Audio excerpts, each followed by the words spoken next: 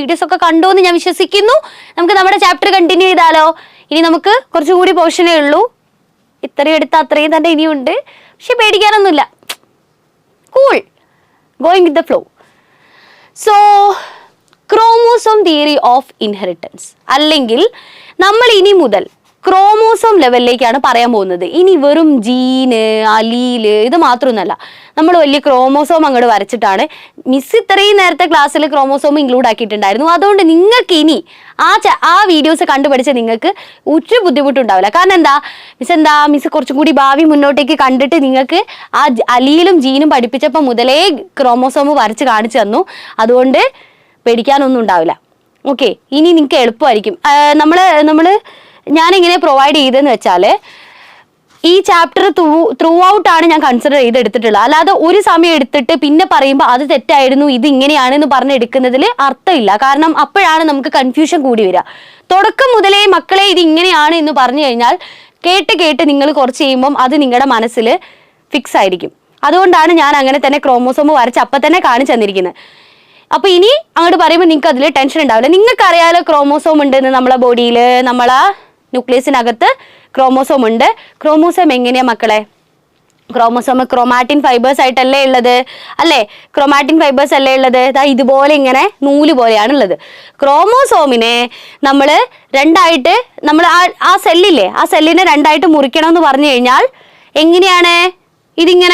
ഇത് രണ്ടായിട്ട് മുറിക്കുമ്പം ഈ രണ്ട് സെല്ലിലും ഒരേപോലെ ക്രോമോസോം വേണം. അപ്പൊ നമുക്ക് നിങ്ങളോട് ഇങ്ങനെ പറഞ്ഞു കഴിഞ്ഞാൽ ഈ നൂല് എനിക്ക് 2 ഈക്വൽ പോർഷൻ ആക്കാൻ ഭയങ്കര ബുദ്ധിമുട്ടാണ്. ഇത് ഇങ്ങനെ കുരുക്കൊക്കെ കഴിച്ച് നേരെയാക്കി പിന്നെ അത് പൊട്ടിച്ച് രണ്ടാക്കണം, ഭയങ്കര ബുദ്ധിമുട്ടാണ്. പക്ഷെ ഞാൻ ഈ നൂല് മെല്ലെ മെല്ലെ ഒരു സിലിണ്ടറിൽ ചുറ്റി വെച്ചു എന്ന് വിചാരിക്കുക.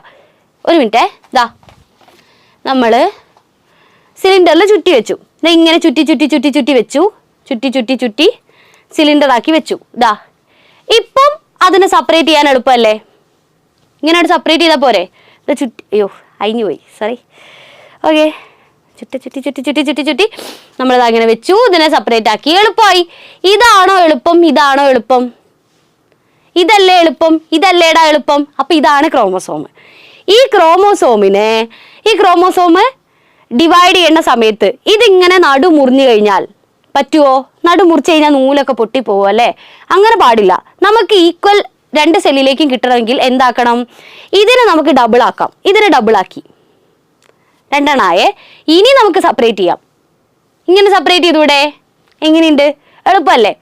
ഓക്കെ, അതായത് എളുപ്പത്തിന് വേണ്ടിയിട്ട് ഈ നൂല് നമ്മൾ ഇങ്ങനെ ചുറ്റി വെച്ചു, എന്നിട്ട് ഇതിനെ ഡബിൾ ആക്കി ഇങ്ങനെയാക്കി, എന്നിട്ട് സെപ്പറേറ്റ് ചെയ്തു. അതാണ് ഞാൻ പറഞ്ഞത്. ഇതായിരുന്നു നമ്മളെ ക്രോമോസോം. നമ്മൾ ഇതിനെ ഡബിൾ ആക്കി, അപ്പോഴാണ് ഈ ക്രോമോസോമിന്റെ രൂപത്തിൽ വരിക. ഇങ്ങനെ ഡബിൾ ആക്കി. ഇനി ഇതിനങ്ങോട്ട് സെപ്പറേറ്റ് ചെയ്യാം, ഇങ്ങനെ 2 എണ്ണം ആക്കാം. ഓക്കെ, സോ ഇത്രയേ ഉള്ളൂ. ഇതാണ് ഞാൻ നൂല് വെച്ചിട്ട് എക്സ്പ്ലെയിൻ ചെയ്ത് തന്നതാണ്. സോ നമ്മൾ ആദ്യത്തെ ക്ലാസ്സിൽ നമ്മൾ ഇത് പറഞ്ഞിട്ടുണ്ടായിരുന്നില്ല. ക്രോമോസോം നമ്മൾ ഈ നൂല് നമ്മൾ എക്സാമ്പിൾ കാണിച്ചു തന്നിട്ടുണ്ടായിരുന്നില്ല. ഓക്കെ, ഇപ്പൊ റെഡി ആയില്ലേ? ഇനി അങ്ങോട്ട് ക്രോമോസോമിനെ കണ്ടുപിടിച്ചതോടുകൂടി ജനറ്റിക്സ് എന്ന് പറയുന്ന ഫീൽഡിൽ കുറച്ച് നല്ലപോലെയുള്ള മാറ്റങ്ങളൊക്കെ വരാൻ തുടങ്ങി. ആദ്യമായിട്ട് ഞാൻ പറഞ്ഞു നമ്മുടെ മോഡേൺ ജനറ്റിക്സിന്റെ ഫാദർ എന്ന് പറയുന്നത്, ഫാദർ ഓഫ് മോഡേൺ ജനറ്റിക്സ് ആരാണ്? നമ്മളെ ഗ്രിഗർ ജോൺ മെൻഡൽ ആണ്. കാരണം അദ്ദേഹത്തിന്റെ വർക്ക് മുതലാണ് പിന്നീട് അങ്ങോട്ട് ജനറ്റിക്സിന് ഒരു വളർച്ചയുണ്ടായത്, അല്ലേ? ഗ്രിഗർ ജോൺ മെൻഡൽ എന്താ ചെയ്തത്? ഒരു something he called it as factors. Something is inheriting from one generation to another, and അദ്ദേഹം അതിനെ വിളിച്ചത് ഫാക്ടർ എന്നാണ്. പിന്നീടാണ് അത് ജീൻ എന്നൊക്കെ പറഞ്ഞ് മനസ്സിലായത്. ആൻഡ് ഞാൻ പറഞ്ഞു അദ്ദേഹത്തിന്റെ വർക്ക്, അദ്ദേഹത്തിന്റെ ഹൈബ്രിഡൈസേഷൻ എക്സ്പെരിമെന്റ് കംപ്ലീറ്റ് ചെയ്ത് അതൊരു ബുക്കായിട്ട് പ്രസിദ്ധീകരിക്കുന്നത്, എക്സ്പെരിമെന്റ്സ് ഓൺ പ്ലാന്റ് ഹൈബ്രിഡ്സ് എന്ന് പറയുന്ന ഒരു ബുക്കായിട്ട് പ്രസിദ്ധീകരിക്കുന്നത് എന്നാന്നറിയോ? ഏത് കളർ എടുക്കണം? 1865 1865 അദ്ദേഹം അത് പബ്ലിഷ് ചെയ്തു. പക്ഷേ അൺഫോർച്ചുനേറ്റ്ലി അന്നത്തെ കാലത്ത് അത് ആരും അംഗീകരിച്ചില്ല. ആരും അംഗീകരിക്കാന്നല്ല, ആരും ശ്രദ്ധിക്കപ്പെട്ടില്ല. ഒരു പ്രൈമറി സ്കൂൾ ടീച്ചർ പബ്ലിഷ് ചെയ്യുന്ന ഒരു വർക്ക് അത് ആരും അത്ര മൈൻഡ് ചെയ്തില്ല. അന്നത്തെ കാലത്ത് പറഞ്ഞാല് ഈ ജനറ്റിക് മെറ്റീരിയൽ DNA ആണോ RNA ആണോ എന്നൊക്കെ കണ്ടുപിടിക്കാനുള്ള തിരക്കും, കെമിസ്ട്രി അതുപോലെ സയൻസ് ഫീൽഡ് എല്ലാം തമ്മിലുള്ള ഒരു ഭയങ്കര ഒരു യുദ്ധം നടക്കുന്ന ഒരു സമയമാണ്. എല്ലാവരും പുതിയ പുതിയ കണ്ടുപിടുത്തങ്ങളൊക്കെ വരിക, സയന്റിസ്റ്റുകളൊക്കെ അതിന്റെ പിന്നിലാണ്. അപ്പം ആരും നോട്ടീസ് ചെയ്യാതെ പോയൊരു വർക്കായിരുന്നു അന്നത്തെ എക്സ്പെരിമെന്റ്സ് ഓൺ പ്ലാന്റ് ഹൈബ്രിഡ്സ് 1865. അതെന്തുകൊണ്ടാണെന്നുള്ളത് നമ്മൾ പറയുന്നുണ്ട്. കുറച്ച് റീസൺസ് ഉണ്ട്. ഒന്ന് മെന്റൽ യൂസ് ചെയ്തിട്ടുള്ളത് ഈ മാത്തമാറ്റിക്കൽ ഡെറിവേറ്റീവ്സും സാധനങ്ങളും ഒക്കെ ആയിരുന്നു. അപ്പൊ അത് ആൾക്കാർക്ക് ഭയങ്കര ബുദ്ധിമുട്ടായിരുന്നു അന്നത്തെ കാലത്ത് മനസ്സിലാക്കിയെടുക്കാൻ വേണ്ടിയിട്ട്. സ്റ്റാറ്റിസ്റ്റിക്സ് ഒക്കെ യൂസ് ചെയ്തിട്ടാണ് കൂടുതലായിട്ട് മെന്റൽ വർക്ക് ചെയ്തത്. അപ്പൊ അത് ആൾക്കാർക്ക് അന്ന് ഗ്രാസ്പ് ചെയ്യാൻ കുറച്ച് പണിയായിരുന്നു. അതുകൊണ്ട് ആരും മൈൻഡാക്കിയില്ല. പിന്നെ അന്ന് ഇന്നുള്ളത് പോലെയുള്ള കമ്മ്യൂണിക്കേഷനോ ഓൺലൈൻ സർവീസോ ഒന്നും ഇല്ല. നമുക്ക് ഇന്നൊക്കെയാണ് ഒരു വർക്ക് പബ്ലിഷ് ചെയ്ത് കഴിഞ്ഞാൽ ഫോണിൽ ഗൂഗിളിൽ എടുത്ത് 2 സെർച്ച് ചെയ്ത് കഴിഞ്ഞാൽ നമ്മളെ സാധനം കിട്ടി. പക്ഷെ അന്നത്തെ കാലത്ത് അങ്ങനെയൊന്നും അല്ല. ബുക്ക് പബ്ലിഷ് ചെയ്ത് കഴിഞ്ഞ് കഴിഞ്ഞാൽ അത് നല്ലപോലെ സർക്കുലേറ്റ് ചെയ്ത് എല്ലാവരും അത് വായിച്ചാലേ എല്ലാവർക്കും അത് അറിയുള്ളൂ. അല്ലാതെ നമുക്ക് ഇങ്ങനെ TV-യിൽ ടെലികാസ്റ്റ് ചെയ്യുക അങ്ങനെ ഒന്നും പരിപാടിയും ഇല്ലടാ. അപ്പം ലിറ്ററേച്ചറായിട്ട് ആ ബുക്ക് എല്ലാവരുടെ അടുത്ത് എത്തിയില്ല. ഓക്കെ, ആരും അങ്ങനെ അറിയപ്പെടാതെ പോയി. മൂന്നാമത്തെ ഒരു കാര്യം എന്താണെന്ന് വെച്ചാൽ അദ്ദേഹം ഉന്നയിച്ചിട്ടുള്ള ഈ ഫാക്ടേഴ്സ്, ജീൻസ്, അതാണ് മറ്റുള്ളവരിലേക്ക് ട്രാൻസ്ഫർ ചെയ്യുന്നത്. അത് കാരണമാണ് ഈ കാണുന്ന വേരിയേഷൻ ഒക്കെ സംഭവിക്കുന്നത്. ഇതൊന്നും ആർക്കും അക്സെപ്റ്റ് ചെയ്യാൻ പറ്റിയില്ല. ഭൂമി ഉരുണ്ടതാണെന്ന് ആദ്യം പറഞ്ഞപ്പോൾ ആരും വിശ്വസിച്ചില്ലല്ലോ, ഇല്ലേ? അപ്പം ഭ്രാന്തൻ എന്ന് മുദ്ര കുത്തിയിലെ പറഞ്ഞ ആളെ. അതുപോലെ തന്നെ ഇത് പറഞ്ഞപ്പോഴും ആരും വിശ്വസിച്ചില്ല. സയൻസ് ഫീൽഡ് ആരും സമ്മതിച്ചു കൊടുത്തില്ല. അങ്ങനെ ആ പാവം 10 വർഷത്തോളം കഷ്ടപ്പെട്ട് പണിയെടുത്തത് മുഴുവൻ വെറുതെയായി.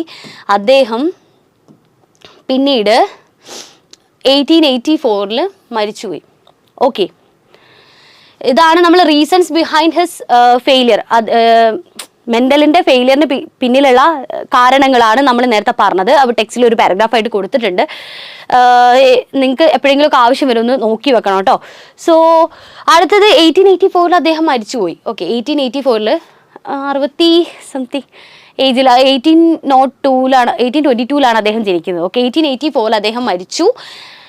അദ്ദേഹം മരിച്ച് 16 വർഷത്തിന് ശേഷം 1900 3 സയന്റിസ്റ്റുകൾ, Hugo de Vries, Carl Correns and Erich von Tschermak. Hugo de Vries മാത്രമേ കൊടുത്തുള്ളൂ. Carl Correns and Erich von ഷെർമാക്കിന് മാത്രമേ കൊടുത്തുള്ളൂ. ഷെർമാക് എന്നാണ് ഇത് വായിക്കുക. സോ ഇവർ 3 പേരും വളരെ ഇമ്പോർട്ടൻ്റ് ആയിട്ടുള്ള എന്താണെന്ന് വെച്ചാൽ ഇൻഡിപെൻഡൻ്റ്ലി ഡിസ്കവേർഡ് എന്ന് പറയാൻ പാടില്ല, കാരണം കണ്ടുപിടിച്ചതല്ല. അദ്ദേഹം ഓൾറെഡി എസ്റ്റാബ്ലിഷ് ചെയ്തൊരു സാധനത്തിന് വീണ്ടും എടുത്ത് മുന്നോട്ടേക്ക് കൊണ്ടുവന്നത്. അതുകൊണ്ടാണ് നമ്മൾ റീഡിസ്കവേർഡ് എന്ന് പറഞ്ഞത്. സോ ഇൻഡിപെൻഡൻ്റ്ലി റീഡിസ്കവേർഡ് അതെന്താ സംഭവം?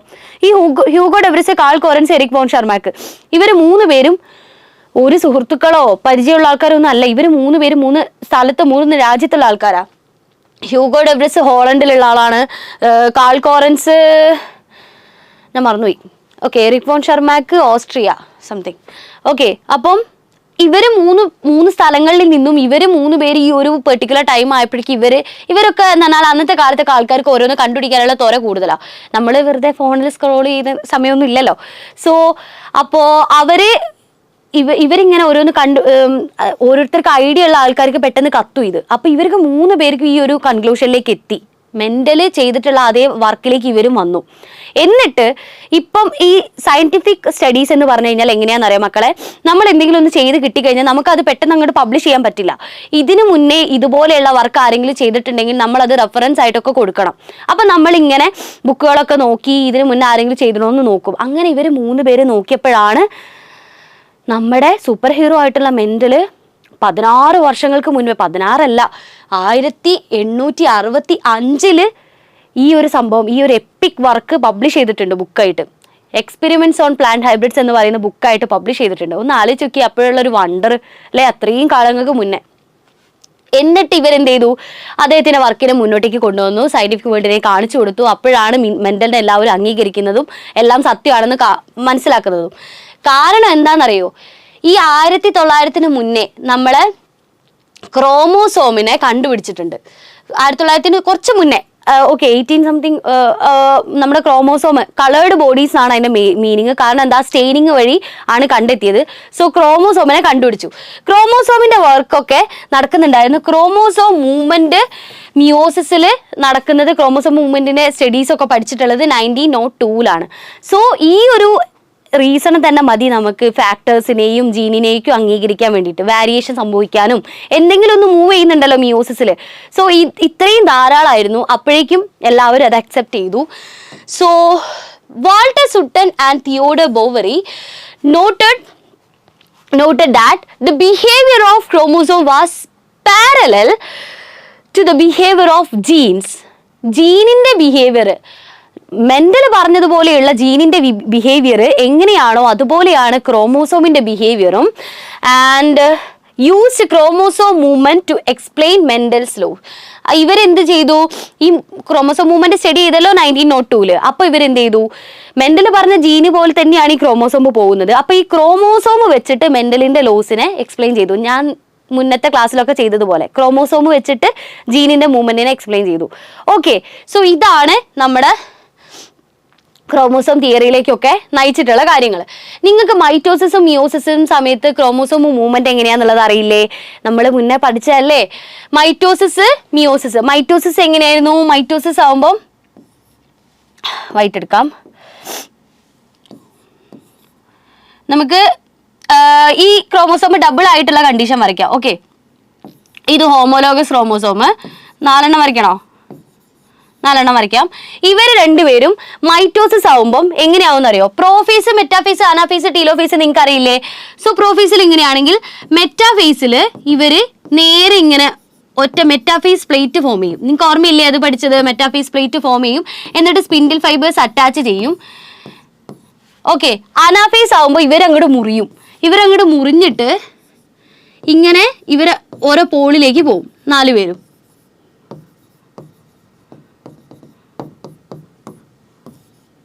ഓക്കെ, പിന്നെ സെല്ല് 2 ആവും. ഈ സെല്ലില് മൈറ്റോസിസ് അല്ലേ, ക്രോമോസോമിന്റെ എണ്ണം കുറയില്ലല്ലോ. 4 ക്രോമോസോം ഇവിടെ, 4 ക്രോമോസോം ഇവിടെ. ഇതാണ് മൈറ്റോസിസ്. ഓക്കെ, ഇതായിരുന്നു നമ്മുടെ സെല്ല്. ഇത് ആദ്യം ഇങ്ങനെയായിരുന്നു കേട്ടോ, നോർമൽ സെല്ല്. ഡിവിഷൻ ഫേസിൽ എത്തിയപ്പോൾ ഞാൻ പറഞ്ഞു DNA ഡബിൾ ആവണം, എന്നിട്ടാണ് പകുതി മുറിയുക അല്ലേ? ഡബിൾ ആവണം, പകുതി മുറിയണം. നമ്മൾ ഈ സംഭവം നോക്കിക്കേ, ഇതാണ് ക്രോമോസോം, ഇതാണ് ഈ ക്രോമോസോം, ഈ ക്രോമോസോം ആണ് ഇത്. ഇതങ്ങോട്ട് പകുതി മുറിച്ചു കഴിഞ്ഞാൽ ജീനും DNA ഒക്കെ പകുതിയായി പോവും. അപ്പം കാര്യമില്ല, അതിന് കാര്യമില്ല. അപ്പം എന്താക്കും, ഇതിനൊരു ഡ്യൂപ്ലിക്കേറ്റ് ഉണ്ടാക്കും. ഇതിനൊരു ഡ്യൂപ്ലിക്കേറ്റ് ഉണ്ടാക്കി കഴിഞ്ഞാൽ ഇതാ ഇങ്ങനെ. അപ്പം ഇവർ രണ്ടുപേരും ഇങ്ങനെ പോവാം.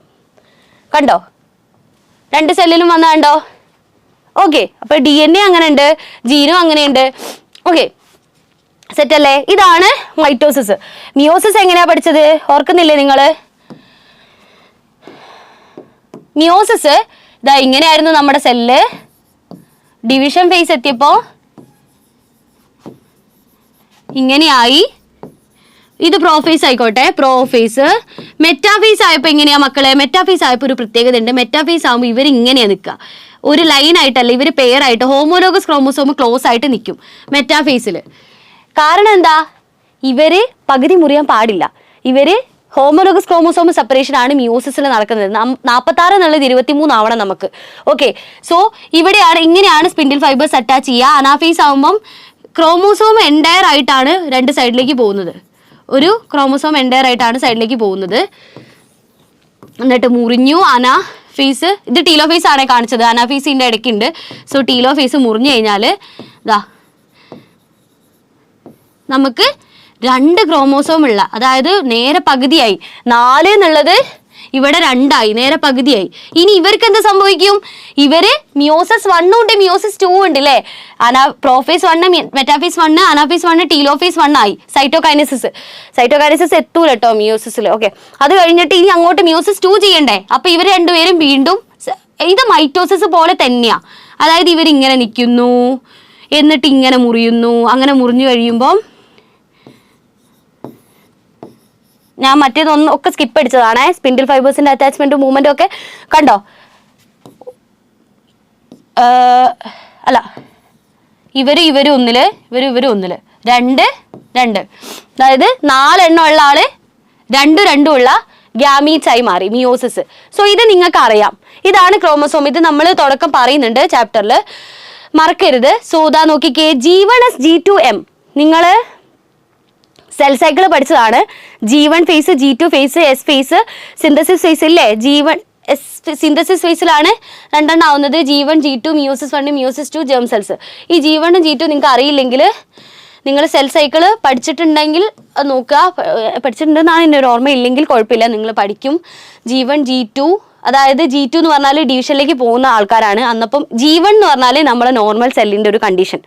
ഓക്കെ, എൻ്റെ ഇപ്പം കയ്യിൽ നിന്ന് ഒരു സെൽ എടുത്തു കഴിഞ്ഞാൽ ഇങ്ങനെ, ആ സെല്ല് ഡിവൈഡ് ചെയ്യാൻ പോകുമ്പോഴേക്കും ഇങ്ങനെ ആയിട്ടുണ്ടാവും. ഓക്കെ, 2 ആളായിട്ടുണ്ടാവും. ഇതാ കണ്ടോ, ഇത് ഒരു ക്രോമോസോം. ഞാൻ ആദ്യത്തെ വീഡിയോയിൽ ഈ ഒരു ചിത്രം എടുത്ത് കാണിച്ചു തന്നിട്ടുണ്ട് നിങ്ങൾക്ക്. ഇത് ഒരു ക്രോമോസോം. ഇയാളും ഹോമോലോഗസ് ആണ്. ഇയാളും ഹോമോലോഗസ് ആണ്. ഇയാളും ഹോമോലോഗസ് ആണ്. ചുവപ്പും പച്ചയും ഹോമോലോഗസ്, ഓറഞ്ചും മഞ്ഞയും ഹോമോലോഗസ്. ഓക്കെ, ഇവര് രണ്ടുപേരും നിന്നു. ഇതേതാ? മിയോസിസ് 1 ആണ്. ഹോമോലോഗസ് ക്രോമോസോം സെപ്പറേറ്റ് ആയി, ഓറഞ്ചും മഞ്ഞയും പിരിഞ്ഞു. ഓറഞ്ച് പച്ചേൻ്റെ കൂടെയും പോയി, മഞ്ഞ ചുവപ്പിൻ്റെ കൂടെയും പോയി. ഓക്കെ, ഇനി മിയോസിസ് 2 ആയപ്പോൾ ഇവർ രണ്ടുപേരും സിസ്റ്റർ ക്രോമാറ്റിഡ്സ് സെപ്പറേറ്റ് ആയി. നേരത്തെ വരച്ച സെയിം സാധനം നിങ്ങൾക്ക് മനസ്സിലായി എന്ന് വിചാരിക്കുന്നു അല്ലേ? ഇവിടെ 4 പേരുണ്ടായിരുന്നു, ഇവിടെ 4 പേരുണ്ടായിരുന്നു, ഇവിടെ 4 പേര്, ഇവിടെ 2 ആയി, ഇവിടെ 2 2 2 2 4 രണ്ടെണ്ണം അല്ലേ? ഇങ്ങനെയല്ലേടാ നമ്മൾ ഗ്യാമീറ്റ് ഉണ്ടാക്കുക അല്ലേ? ആണ്. ഇനി ഈ ഒരു കേസും കൂടി നിങ്ങൾ നോക്കണം. ഇത് ഞാൻ നേരത്തെ പറഞ്ഞു തന്നതാ. നമുക്ക് 2 പോസിബിലിറ്റി ഉണ്ട്. ഇതാണ് ക്രോമോസോം ഇൻഹെറിറ്റൻസ് എന്ന് പറയുന്നത്. ഓക്കെ, ക്രോമോസോമിന് ഇൻഡിപെൻഡൻ്റ്ലി അസോർട്ട് ചെയ്യാനുള്ള ഒരു പോസിബിലിറ്റി ഉണ്ട്. അതാണ് നമ്മൾ മെൻ്റലിൻ്റെ ലോ, ഇവിടെയാണ് നമ്മൾ എക്സ്പ്ലെയിൻ ചെയ്യപ്പെടുന്നത്. 2 പോസിബിലിറ്റി. ഞാൻ പറഞ്ഞു 6-ന് വൈൻ്റെ കൂടെ പോവായിരുന്നു, 6-ന് വേണമെങ്കിൽ സ്മോൾ വൈൻ്റെ കൂടെ പോവായിരുന്നു എന്ന് പറഞ്ഞില്ലേ നമ്മൾ? അത് ജീനിൻ്റെ കേസിലാണെങ്കിൽ ഇവിടെ നമ്മൾ അത് ക്രോമോസോം കൊണ്ട് എക്സ്പ്ലെയിൻ ചെയ്യുകയാണെന്ന് നിങ്ങൾ വിചാരിക്കുക. നോക്കിക്കേ, possibility 1 and possibility 2. 1 long orange and short green, 1 long orange and short green, അതായത് ഇതും chromosome and long yellow and short red chromosome are met at the same pole. ഇവർ രണ്ടുപേരും ഒരു പോളിലേക്ക് പോകും. അപ്പൊ നേരത്തെ നടന്ന പോലെ ഇങ്ങനെയാവും, സെപ്പറേറ്റ് ചെയ്യും. ഇനി ഒന്ന് ആലോചിച്ച് നോക്കിക്കേ, ഓറഞ്ചിന്റെ കൂടെ പച്ചയ്ക്ക് പോവാം ഇങ്ങോട്ടേക്ക്, അല്ലെങ്കിൽ ഈ പച്ചയും ചുവപ്പും കൂടി ഇങ്ങോട്ട് ട്വിസ്റ്റ് ആയി എന്ന് വിചാരിക്കുക. സപ്പോസ് നിങ്ങൾ വിചാരിക്കുക അങ്ങനെയാണെങ്കിൽ ഓറഞ്ചിന്റെ കൂടെ ചുവപ്പല്ലേ പോവാ? 2 പോസിബിലിറ്റി ഉണ്ട്. നമുക്കിത് ഇങ്ങനെ നിന്നാലും നമുക്ക് വീണ്ടും ഇത് തന്നെ എടുക്കാം. ഇത് ഇങ്ങനെ നിന്നാലും ഓക്കെ, ഇങ്ങനെ നിന്നാലും ഒന്ന് തന്നെയാ മക്കളെ. ഓക്കെ, ഇങ്ങനെയാണ് നിൽക്കുന്നതെങ്കിൽ ഇവർ രണ്ടുപേരും ഇങ്ങോട്ട് തിരിഞ്ഞു എന്ന് വെച്ചാലും വ്യത്യാസമൊന്നുമില്ല, അങ്ങനെ തന്നെയാണ്. ഓക്കെ, ഒരേ കാര്യം തന്നെയാണ്, ജസ്റ്റ് ഒന്ന് തിരിയുന്നു എന്നുള്ളത് മാത്രമേ ഉള്ളൂ. പക്ഷെ തിരിഞ്ഞു കഴിഞ്ഞാലോ പിന്നീട് ഉണ്ടാവുന്ന ഗ്യാമീറ്റിന് വ്യത്യാസം ഉണ്ടാവും, കോമ്പിനേഷൻ വ്യത്യാസം ഉണ്ടാവും. ഓക്കെ, ഇതൊന്നും ഇങ്ങോട്ട് തിരിഞ്ഞു എന്ന് വിചാരിക്കുക. അപ്പോൾ കോമ്പിനേഷൻ ഇപ്പം മനസ്സിലായോ നിങ്ങൾക്ക്? നിങ്ങളുടെ സിബ്ലിങ്സിനും നിങ്ങൾക്കും ഒക്കെ വേറെ വേറെ രൂപങ്ങളൊക്കെ അല്ലേ? നിങ്ങളുടെയൊക്കെ സൈഗോട്ട് ഉണ്ടാവാൻ വേണ്ടിയിട്ട് അമ്മയുടെ അച്ഛൻ്റെ ഗ്യാമീറ്റ്സ് ഇല്ലേ? ആ ഗ്യാമീറ്റ്സ് ഉണ്ടാവുമ്പം എത്ര തരത്തിൽ അങ്ങോട്ടും ഇങ്ങോട്ടും തിരിഞ്ഞും മറിഞ്ഞും എത്ര കോമ്പിനേഷൻ ഉണ്ടാക്കാം. നമുക്കാണെങ്കിൽ 23 ക്രോമോസോം ഉണ്ട്, 23 പെയർ, 46 എണ്ണം. അത് ആദ്യത്തെ പെയർ മാത്രം തിരിഞ്ഞിട്ടൊരു സെറ്റ്, ആദ്യത്തെ 3 എണ്ണം തിരിഞ്ഞിട്ടൊരു സെറ്റ്, ആദ്യത്തെ 4 എണ്ണം തിരിഞ്ഞിട്ടൊരു സെറ്റ്, 1ഉം 6ഉം 7ഉം തിരിഞ്ഞിട്ടൊരു സെറ്റ്. അങ്ങനെ പല കോമ്പിനേഷൻ നിങ്ങൾക്ക് ഉണ്ടാക്കിക്കൂടെ? അതൊക്കെ ഒരു മാത്സിന്റെ കണക്കിലെടുത്ത് നോക്കിയാലും നമുക്ക് പ്രോബബിലിറ്റി ഒക്കെ കണ്ടുപിടിക്കാം അല്ലേ?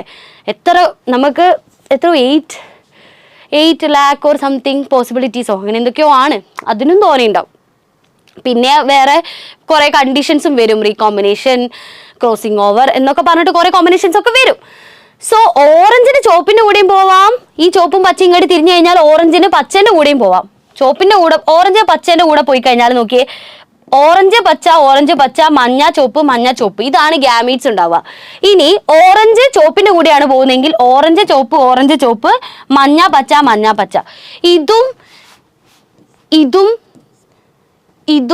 ഇതും ഒക്കെ കംപ്ലീറ്റ്ലി ഡിഫറെൻ്റ് അല്ലേ മക്കളെ?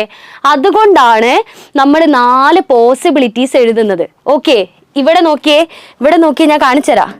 നമ്മൾ നേരത്തെ R YY എന്ന് പറഞ്ഞു അല്ലേ, RRYY എന്ന് പറഞ്ഞു. 4 പോസിബിലിറ്റീസ് ആണ് നമ്മൾ ഈ എഴുതുന്നത്.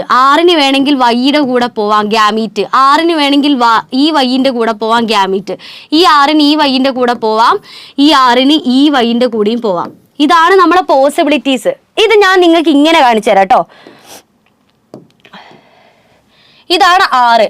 ഓക്കെ, ഇത് 6, ഇത് Y, ഇത് Y. ഓക്കെ, ഈ Rന് വേണമെങ്കിൽ Yന്റെ കൂടെ പോവാം, RY. ഓക്കെ, അപ്പോൾ ദാ RY ഫോം ചെയ്തേ, RY. ഇനി ഈ Rന് വേണമെങ്കിൽ ഈ Yന്റെ കൂടെ പോവാം, Y. ഇതല്ലേ പച്ചയല്ലേ നമ്മൾ Y എടുത്ത്. ഈ Rന് വേണമെങ്കിൽ ഈ Yന്റെ കൂടെ പോവാം, ഈ Rന് വേണമെങ്കിൽ ഈ Yന്റെ കൂടെയും പോവാം. നോക്കിയേ, 4 പോസിബിലിറ്റീസ് ആയില്ലേ? ഇപ്പൊ കിട്ടിയോ നിങ്ങൾക്ക്? ഇതാണ് നമ്മൾ നേരത്തെ പറഞ്ഞ ഈ ഒരു സംഭവം ക്രോമോസോം വെച്ച് നമ്മൾ എക്സ്പ്ലെയിൻ ചെയ്യുന്നു, അത്രേ ഉള്ളൂ. ഇനി നിങ്ങൾ വിചാരിക്കുന്നുണ്ടോ ഇത്രയും വലിയൊരു ക്രോമോസോമില് ഈ ഒരൊറ്റ ജീന് മാത്രമാണുള്ളത്? ആണോടാ മക്കളെ? ഈ ഇത്രയും വലിയൊരു ക്രോമോസോമിൽ ഇത്രയും ഒരു ജീന് മാത്രമാണോ ഉണ്ടാവുക? അങ്ങനെയാണെങ്കിൽ ഞാൻ ചോദിക്കട്ടെ, നമുക്ക് എത്ര ജീനുണ്ട്? നമുക്ക് എത്ര ജീൻ ഉണ്ടാവും? നമ്മളെ ഒരു സെല്ലില് മോർ ദാൻ 25,000 ജീനുണ്ട്. 25,000 ജീന്. ഓക്കെ, നമുക്ക് എത്ര ക്രോമോസോം ഉണ്ട്? നമുക്ക് 46 ക്രോമോസോം. 46 ക്രോമോസോമിൽ ഓരോന്നിനും ഓരോ ക്രോമോസോമിലും ഓരോ ജീന് വീതമാണെങ്കിൽ ഈ 25,000 ജീനിൽ ബാക്കി ജീനൊക്കെ എവിടെ പോവും? അപ്പം അങ്ങനെയാണ് നമ്മൾ ഈ സയൻറ്റിഫിക്കലി നമ്മൾ ഓരോന്ന് കണ്ടുപിടിച്ച് വന്നത്. അപ്പോഴാണ് മെൻ്റൽ പറഞ്ഞ പോലെ ഒരു സംഭവത്തിൽ ഒരു ജീൻ ആയിരിക്കില്ല, അപ്പോൾ പോകുമ്പോൾ ചില വ്യത്യാസങ്ങളൊക്കെ വരാം എന്ന് പറഞ്ഞിട്ട് നമ്മൾ കണ്ടുപിടിച്ചൊരു സംഭവമാണ് ഒരു ക്രോമോസോമിൽ many genes will be present.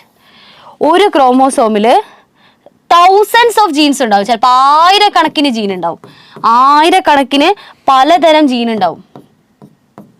Okay, ഈ മോളിന്ന് ഈ DNA ഇങ്ങനെ ഒരു DNA എന്ന് പറയുന്ന ഒരു ജീൻ അല്ലല്ലോ, ഈ DNA മോളിൽ നിന്ന് ഇങ്ങനെ ചുറ്റി വന്നതല്ലേ. അപ്പൊ ആ DNA എത്ര ജീൻ ഉണ്ടാവും മക്കളെ? എത്ര ജീൻ ഉണ്ടാവും? ആ ജീനൊക്കെ അവിടുന്ന് ഇവിടുന്ന് ഇങ്ങനെ ചുറ്റി വന്നതല്ലേ. അപ്പൊ ഈ 1000കണക്കിന് ജീനുകൾ ചേർന്നതാണ് ഒരു ക്രോമോസോം. 1000കണക്കിനൊന്നും അല്ല, അതിന് മുകളിൽ, മോർ ദാൻ ദാറ്റ്. ഓക്കെ, അപ്പൊ നമ്മൾ 23 ക്രോമോസോമുകളിലായിട്ട് പേസുകളിലായിട്ട് നമ്മൾ 25,000-ഓളം 46 ക്രോമോസോമുകളിലായിട്ട് നമ്മൾ 25,000-ഓളം ജീനുകൾ ഇങ്ങനെ അടുക്കി വെച്ചേക്കുന്നതാണ്. ഓക്കെ, അത് നിങ്ങൾ മനസ്സിലായല്ലോ. അപ്പൊ നിങ്ങളൊരു കാര്യം ശ്രദ്ധിക്കുക, ഈ ഒരു ജീന് പോകുമ്പം ചിലപ്പോൾ ആ ജീൻ്റെ കൂടെ ഇയാളും പോവും, ഇല്ലേ? ഈ ക്രോമോസോം പോകുമ്പം അതിൻ്റെ കൂടെ ഇയാളും പോകും. നമുക്ക് ഇവിടെ ഒരു സംഭവം കൂടി ശ്രദ്ധിക്കാണ്ട്, ഈ ഒരു ബോക്സ് വളരെ ഇമ്പോർട്ടൻ്റ് ആയിട്ടുള്ള നമ്മളെ കുഴപ്പിക്കുന്ന ഒരു ബോക്സാണിത്. നിങ്ങളിതൊന്ന് ശ്രദ്ധിക്കുക. ഇതിൽ നിങ്ങളോട് ചോദിക്കുന്നത്, ഓക്കെ, ഇത് comparison between a behaviour of chromosome and ജീനിന്റെയും ക്രോമോസോമിന്റെയും ബിഹേവിയറിനാണ് ഈ ബോക്സിൽ പറയുന്നത്. ഏതാ ജീന് ഏതാ ക്രോമോസോമിന്റെ എന്ന് പറഞ്ഞിട്ടില്ല, A-B എന്ന് മാത്രമേ പറഞ്ഞുള്ളൂ. ലാസ്റ്റ് നിങ്ങളോട് പറയുന്നത്, can you tell which of this column A or B represent chromosome and which represent the gene? ഇതിൽ ഏതാണ് ജീനിന്റെ ഏതാണ് ക്രോമോസോമിന്റെ and how did you decide? എങ്ങനെയാണ് നിങ്ങൾ തീരുമാനിച്ചത്? ആൻഡ് ബോക്സ് നോക്കിക്കഴിഞ്ഞാൽ നമുക്ക് കിളി 20 കിളി ഉണ്ടെങ്കിൽ 20 എണ്ണം പറന്നു പോകും. കാരണം ഭയങ്കര പുക പോലെയാണ്, എല്ലാം ഒരുപോലെ തോന്നിക്കുന്ന സെന്റൻസ് അല്ലേ? ഒരുപോലെ തോന്നിക്കും. ഇതിൽ ഏത് ജീൻ ഏത് ക്രോമോസോം എന്ന് നമ്മൾ എങ്ങനെ കണ്ടുപിടിക്കും? ഐഡിയ ഉണ്ട്. ആദ്യത്തെ പോയിന്റ് നോക്കുക, ഒക്കർ ഇൻ പെയേഴ്സ്. നമുക്ക് കണ്ടുപിടിക്കാൻ പറ്റില്ല. ജീനും പെയറായിട്ടാണുള്ളത്, ക്രോമോസോമും പെയറായിട്ടാണുള്ളത് അല്ലേ? ഹോമോലോഗസ് ക്രോമോസോം അല്ലേ? ജീനും പെയറായിട്ടല്ലേ ഉള്ളത്, അലീൽസ്. ഈ ഹോമോലോഗസ് ക്രോമോസോമിൽ എന്തായാലും ആ ജീൻ ഇവിടെയും ഉണ്ടാവും അവിടെയും ഉണ്ടാവും. സോ പെയറായിട്ടാണുള്ളത്, ജീനും ക്രോമോസോമും പെയറാണ്. അത് വെച്ചിട്ട് നമുക്ക് കണ്ടുപിടിക്കാൻ പറ്റില്ല. സെക്കൻഡ് ഇത് നോക്കിക്കേ, segregate at the time of gamete formation such that only one of each pair is transmitted to the gamete. ജീനിന് അങ്ങനെയാണ് അല്ലേ? അതായത് ഒരു ഗാമീറ്റ് ഫോം ചെയ്യുന്ന സമയത്ത് ഇവര് ജീനിന്റെ അലീൽസ് ഇല്ലേ, അതിൽ ഏതെങ്കിലും ഒരാൾക്കല്ലേ ഗ്യാമിറ്റിലേക്ക് കയറാൻ പറ്റുള്ളൂ. നമ്മൾ ഇതിന് മുന്നേ പഠിച്ചതാണ് ആണ്. ഇനി ക്രോമോസോമിന്റെ കേസ് നോക്കിക്കേ, ക്രോമോസോമും അങ്ങനെയാണ് അല്ലേ, ദ സെയിം ലൈൻ ആണ്. Segregated gamete formation and only one of each pair is transmitted to a gamete. നമ്മൾ നേരത്തെ ക്രോമോസോം ഇല്ലേ, ഒരു ഹോമോലോഗസ് ക്രോമോസോം ഇങ്ങനെ വരച്ചിട്ട് അത് സെല്ല് നടു മുറിച്ചിട്ട് 2 സൈഡിലേക്ക് ആക്കിയില്ലേ, അതിൽ ഏതെങ്കിലും ഒരാൾക്കല്ലേ ഒരു ഗ്യാമിറ്റിലേക്ക് കയറാൻ പറ്റുള്ളൂ. ഹോമോലോഗസ് ക്രോമോസോം ഒരു ഗ്യാമിറ്റിലേക്ക് ഒന്നിച്ച് പോവില്ല, ഒരിക്കലും പോവില്ല. നമ്മൾ നേരത്തെ സെല്ല് മുറിക്കുന്നതൊക്കെ കാണിച്ചു തന്നിട്ടുണ്ടായിരുന്നു. ഇവര് കണ്ടോ ഹോമോലോഗസ് പെയർ, ഇവർ 2 പേരും ഒരു ഗ്യാമിറ്റിലേക്ക് പോകുന്നുണ്ടോ? ഇവർ 2 പേരും സെപ്പറേറ്റ് ആയി, 2 പേരും വേറെ വേറെ ഗ്യാമിറ്റിലാണുള്ളത്. ജീൻ ആണെങ്കിലും ഓക്കെ, ക്രോമോസോം ആണെങ്കിലും സഗ്രിഗേറ്റ് ചെയ്യുന്നുണ്ട്. ഇനി നമുക്ക് ഒരേ ഒരു പോസിബിലിറ്റി, അവസാനത്തെ കച്ചിത്തുരുമ്പ് ആരാ? ഈ 3ാമത്തെ പോയിന്റ്. ഇതിൽ കണ്ടുപിടിച്ചേ പറ്റൂ. അപ്പൊ നിങ്ങൾ ഉറപ്പിച്ചോ ഇതിലാണ് ആ വ്യത്യാസം കിടക്കുന്നത്. ലൈന് ഒറ്റ നോട്ടത്തിൽ കണ്ടാൽ ഒരേപോലെ ഇരിക്കും, പക്ഷെ ഒറ്റ നോട്ടല്ല, 2, 3, 4 തവണയൊക്കെ നോക്കണം. ശ്രദ്ധിച്ച് വായിച്ചോ. Independent pairs segregate independently of each other. ഒന്ന് ആലോചിക്കണം, independent pairs segregate independently of each other. Okay, ഇവിടെ 1 pair segregate independently of another pair. 1 pair segregate independently of another pair. ഇവിടെ ഇൻഡിപെൻഡന്റ് പെയർ എന്ന് പറയുന്നില്ല. ഒരു പെയർ സെഗ്രിഗേറ്റ് ചെയ്യുന്നത് മറ്റൊരു പെയറിനെ ആശ്രയിച്ചിട്ടല്ല. ഇത് ആരുടെ ആയിരിക്കും? ഒരു പെയർ സെഗ്രിഗേറ്റ് ചെയ്യുന്നത് ഈ ഇൻഡിപെൻഡന്റ് ആയിട്ടാണ്. ഓക്കെ, നിങ്ങൾ ഈ ഒരു ചിത്രം നോക്കും. ഇത് ഒരു പെയർ, 1ാമത്തെ പെയർ ക്രോമോസോം. നമ്മൾ ക്രോമോസോം ആണ് വരയ്ക്കുന്നതെന്ന് വിചാരിക്കും. 23 പേരുണ്ടല്ലോ. 1ാമത്തെ പെയർ, 2ാമത്തെ പെയർ, 3ാമത്തെ പെയർ ഞാൻ കുറച്ച് ഇങ്ങനെ വലുതാക്കി വരച്ചേ, 4ാമത്തെ പെയർ, 5ാമത്തെ പെയർ, അങ്ങനെ 23ാമത്തെ പേരുണ്ട്. 23ാമത്തെ പെയർ. ഓക്കെ മക്കളെ, സെറ്റല്ലേ? നമുക്ക് വേണമെങ്കിൽ ഈ പെയറുകൾക്ക് വേണമെങ്കിൽ കളർ കൊടുക്കാം. ഈ പച്ച, ഇവര് റോസ്. ഓക്കെ, ഇങ്ങനെ കൊടുക്കാം. ഓറഞ്ച്. ഇവിടെ നോക്കിക്കേ, ഇതില് ഈ ഒരു ക്രോമോസോം എന്തിനാ ഞാൻ വലുതാക്കി വരച്ചെന്ന് വെച്ചാല്, ഞാൻ പറഞ്ഞു വേണമെങ്കിൽ ഇവർക്ക് ജീനുകൾ, ഒന്നിലധികം ജീനുകൾ ഉണ്ടല്ലോ, 1000കണക്കിന് ജീനുകൾ ഉണ്ടല്ലോ ഒരു ക്രോമോസോമില്, 100 കണക്കിനും 1000കണക്കിനും ഒക്കെ ഉണ്ടാവും. അത് നമ്മൾ ഒന്നിലിവിടെ റെപ്രസെന്റ് ചെയ്യാണ്. ക്രോമോസോമിന്റെ മുകളിലാണല്ലോ ജീൻ ഉള്ളത്. A dash, B dash, C dash, D dash. ഇതാണ് നമ്മളെ ജീനുകൾ. ഹോമോലോഗസ് ക്രോമോസോമിലുള്ള ജീന് ഈ എ ഡാഷ് എന്ന് പറയുന്ന അലീൽസ് ആണ് എ എന്ന് പറയുന്ന ജീനിന്റെ, ബി ഡാഷ് എന്ന് പറയുന്ന അലീൽസ് ആണ് ബി എന്ന് പറയുന്ന ജീനിന്റെ. വേണമെങ്കിൽ A small letter A, capital letter B, small letter B, അത് വേണമെങ്കിൽ നമുക്ക് എടുക്കായിരുന്നു. എന്ത് വേണേലും എടുക്കട്ടോ. ഇനി ആ 3ാമത്തെ പോയിന്റ് ഒന്നുകൂടി വായിച്ചേ. 1 pair segregate independently of another pair. 1 pair segregate independently of another pair. ശ്രദ്ധിച്ച് നോക്കണേ. 1 പെയർ, ഒരു പെയർ സെഗ്രിഗേറ്റ്, വേറെ വേറെ സ്ഥലത്തേക്ക് പോകുന്നു, segregate independently of another pair. ഒരു പെയറിന് മാത്രമേ പറഞ്ഞുള്ളൂ. ഈ ഒരു പെയറിന് വേണമെങ്കിൽ ഇൻഡിപെൻഡന്റ്ലി സെഗ്രിഗേറ്റ് ചെയ്യാം. ഇവർ സെഗ്രിഗേറ്റ് ചെയ്യാന്ന് പറഞ്ഞാൽ ഗ്യാമീറ്റിലേക്ക് പോകൂലേ, ഒരാൾ മാത്രമല്ലേ ഗ്യാമീറ്റിലേക്ക് പോവുള്ളൂ. സെല്ല് വേണമെങ്കിൽ ഇങ്ങനെ മുറിഞ്ഞു എന്ന് വിചാരിക്കാം മക്കളെ, ഇങ്ങനെ മുറിഞ്ഞു എന്ന് വിചാരിക്കാം. അപ്പോ ഈ ഗ്യാമീറ്റിൽ ആരൊക്കെ ഉണ്ടാവും? ഈ ഗ്യാമീറ്റിൽ ആരൊക്കെ ഉണ്ടാവും? നമ്മളെ ഈ വലിയ ക്രോമോസോം ഉണ്ടാവും, ഒരു കുട്ടി ക്രോമോസോം ഉണ്ടാവും, പിന്നെ ഒരു ഓറഞ്ച് ക്രോമോസോം, പിന്നെ നമ്മളെ ഒരു പച്ച ക്രോമോസോം അല്ലേ. ഇവരൊക്കെയാണ് ഇതിലുണ്ടാവുക. ഓക്കെ, ഇവരൊക്കെയാണ് ഇതിലുണ്ടാവുക. പക്ഷേ ഇവര് അവിടെ ഉണ്ടാവും കേട്ടോ. പക്ഷെ ഇതാരും ഇങ്ങനെ നിർബന്ധിക്കുന്നൊന്നുമില്ല.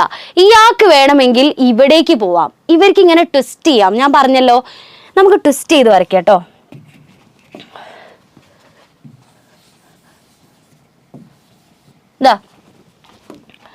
ഓറഞ്ചിനെ ഞാൻ ഇവിടെയും വരച്ചു, വെള്ളേനെ ഞാൻ ഇവിടെയും വരച്ചു. ഇവരെ ട്വിസ്റ്റ് ചെയ്തു. അപ്പൊ ഒന്ന് ആലോചിച്ച് നോക്കിക്കേ, ഇവിടെ ഓറഞ്ചിന് പകരം ആരാ ഉണ്ടാവുക? ഇവിടെ ഓറഞ്ചിന് പകരം ആരാ ഉണ്ടാവുക? വെള്ളയാണ് ഉണ്ടാവുക. പകരം അവിടെയാണ് ഓറഞ്ച് ഉണ്ടാവുക.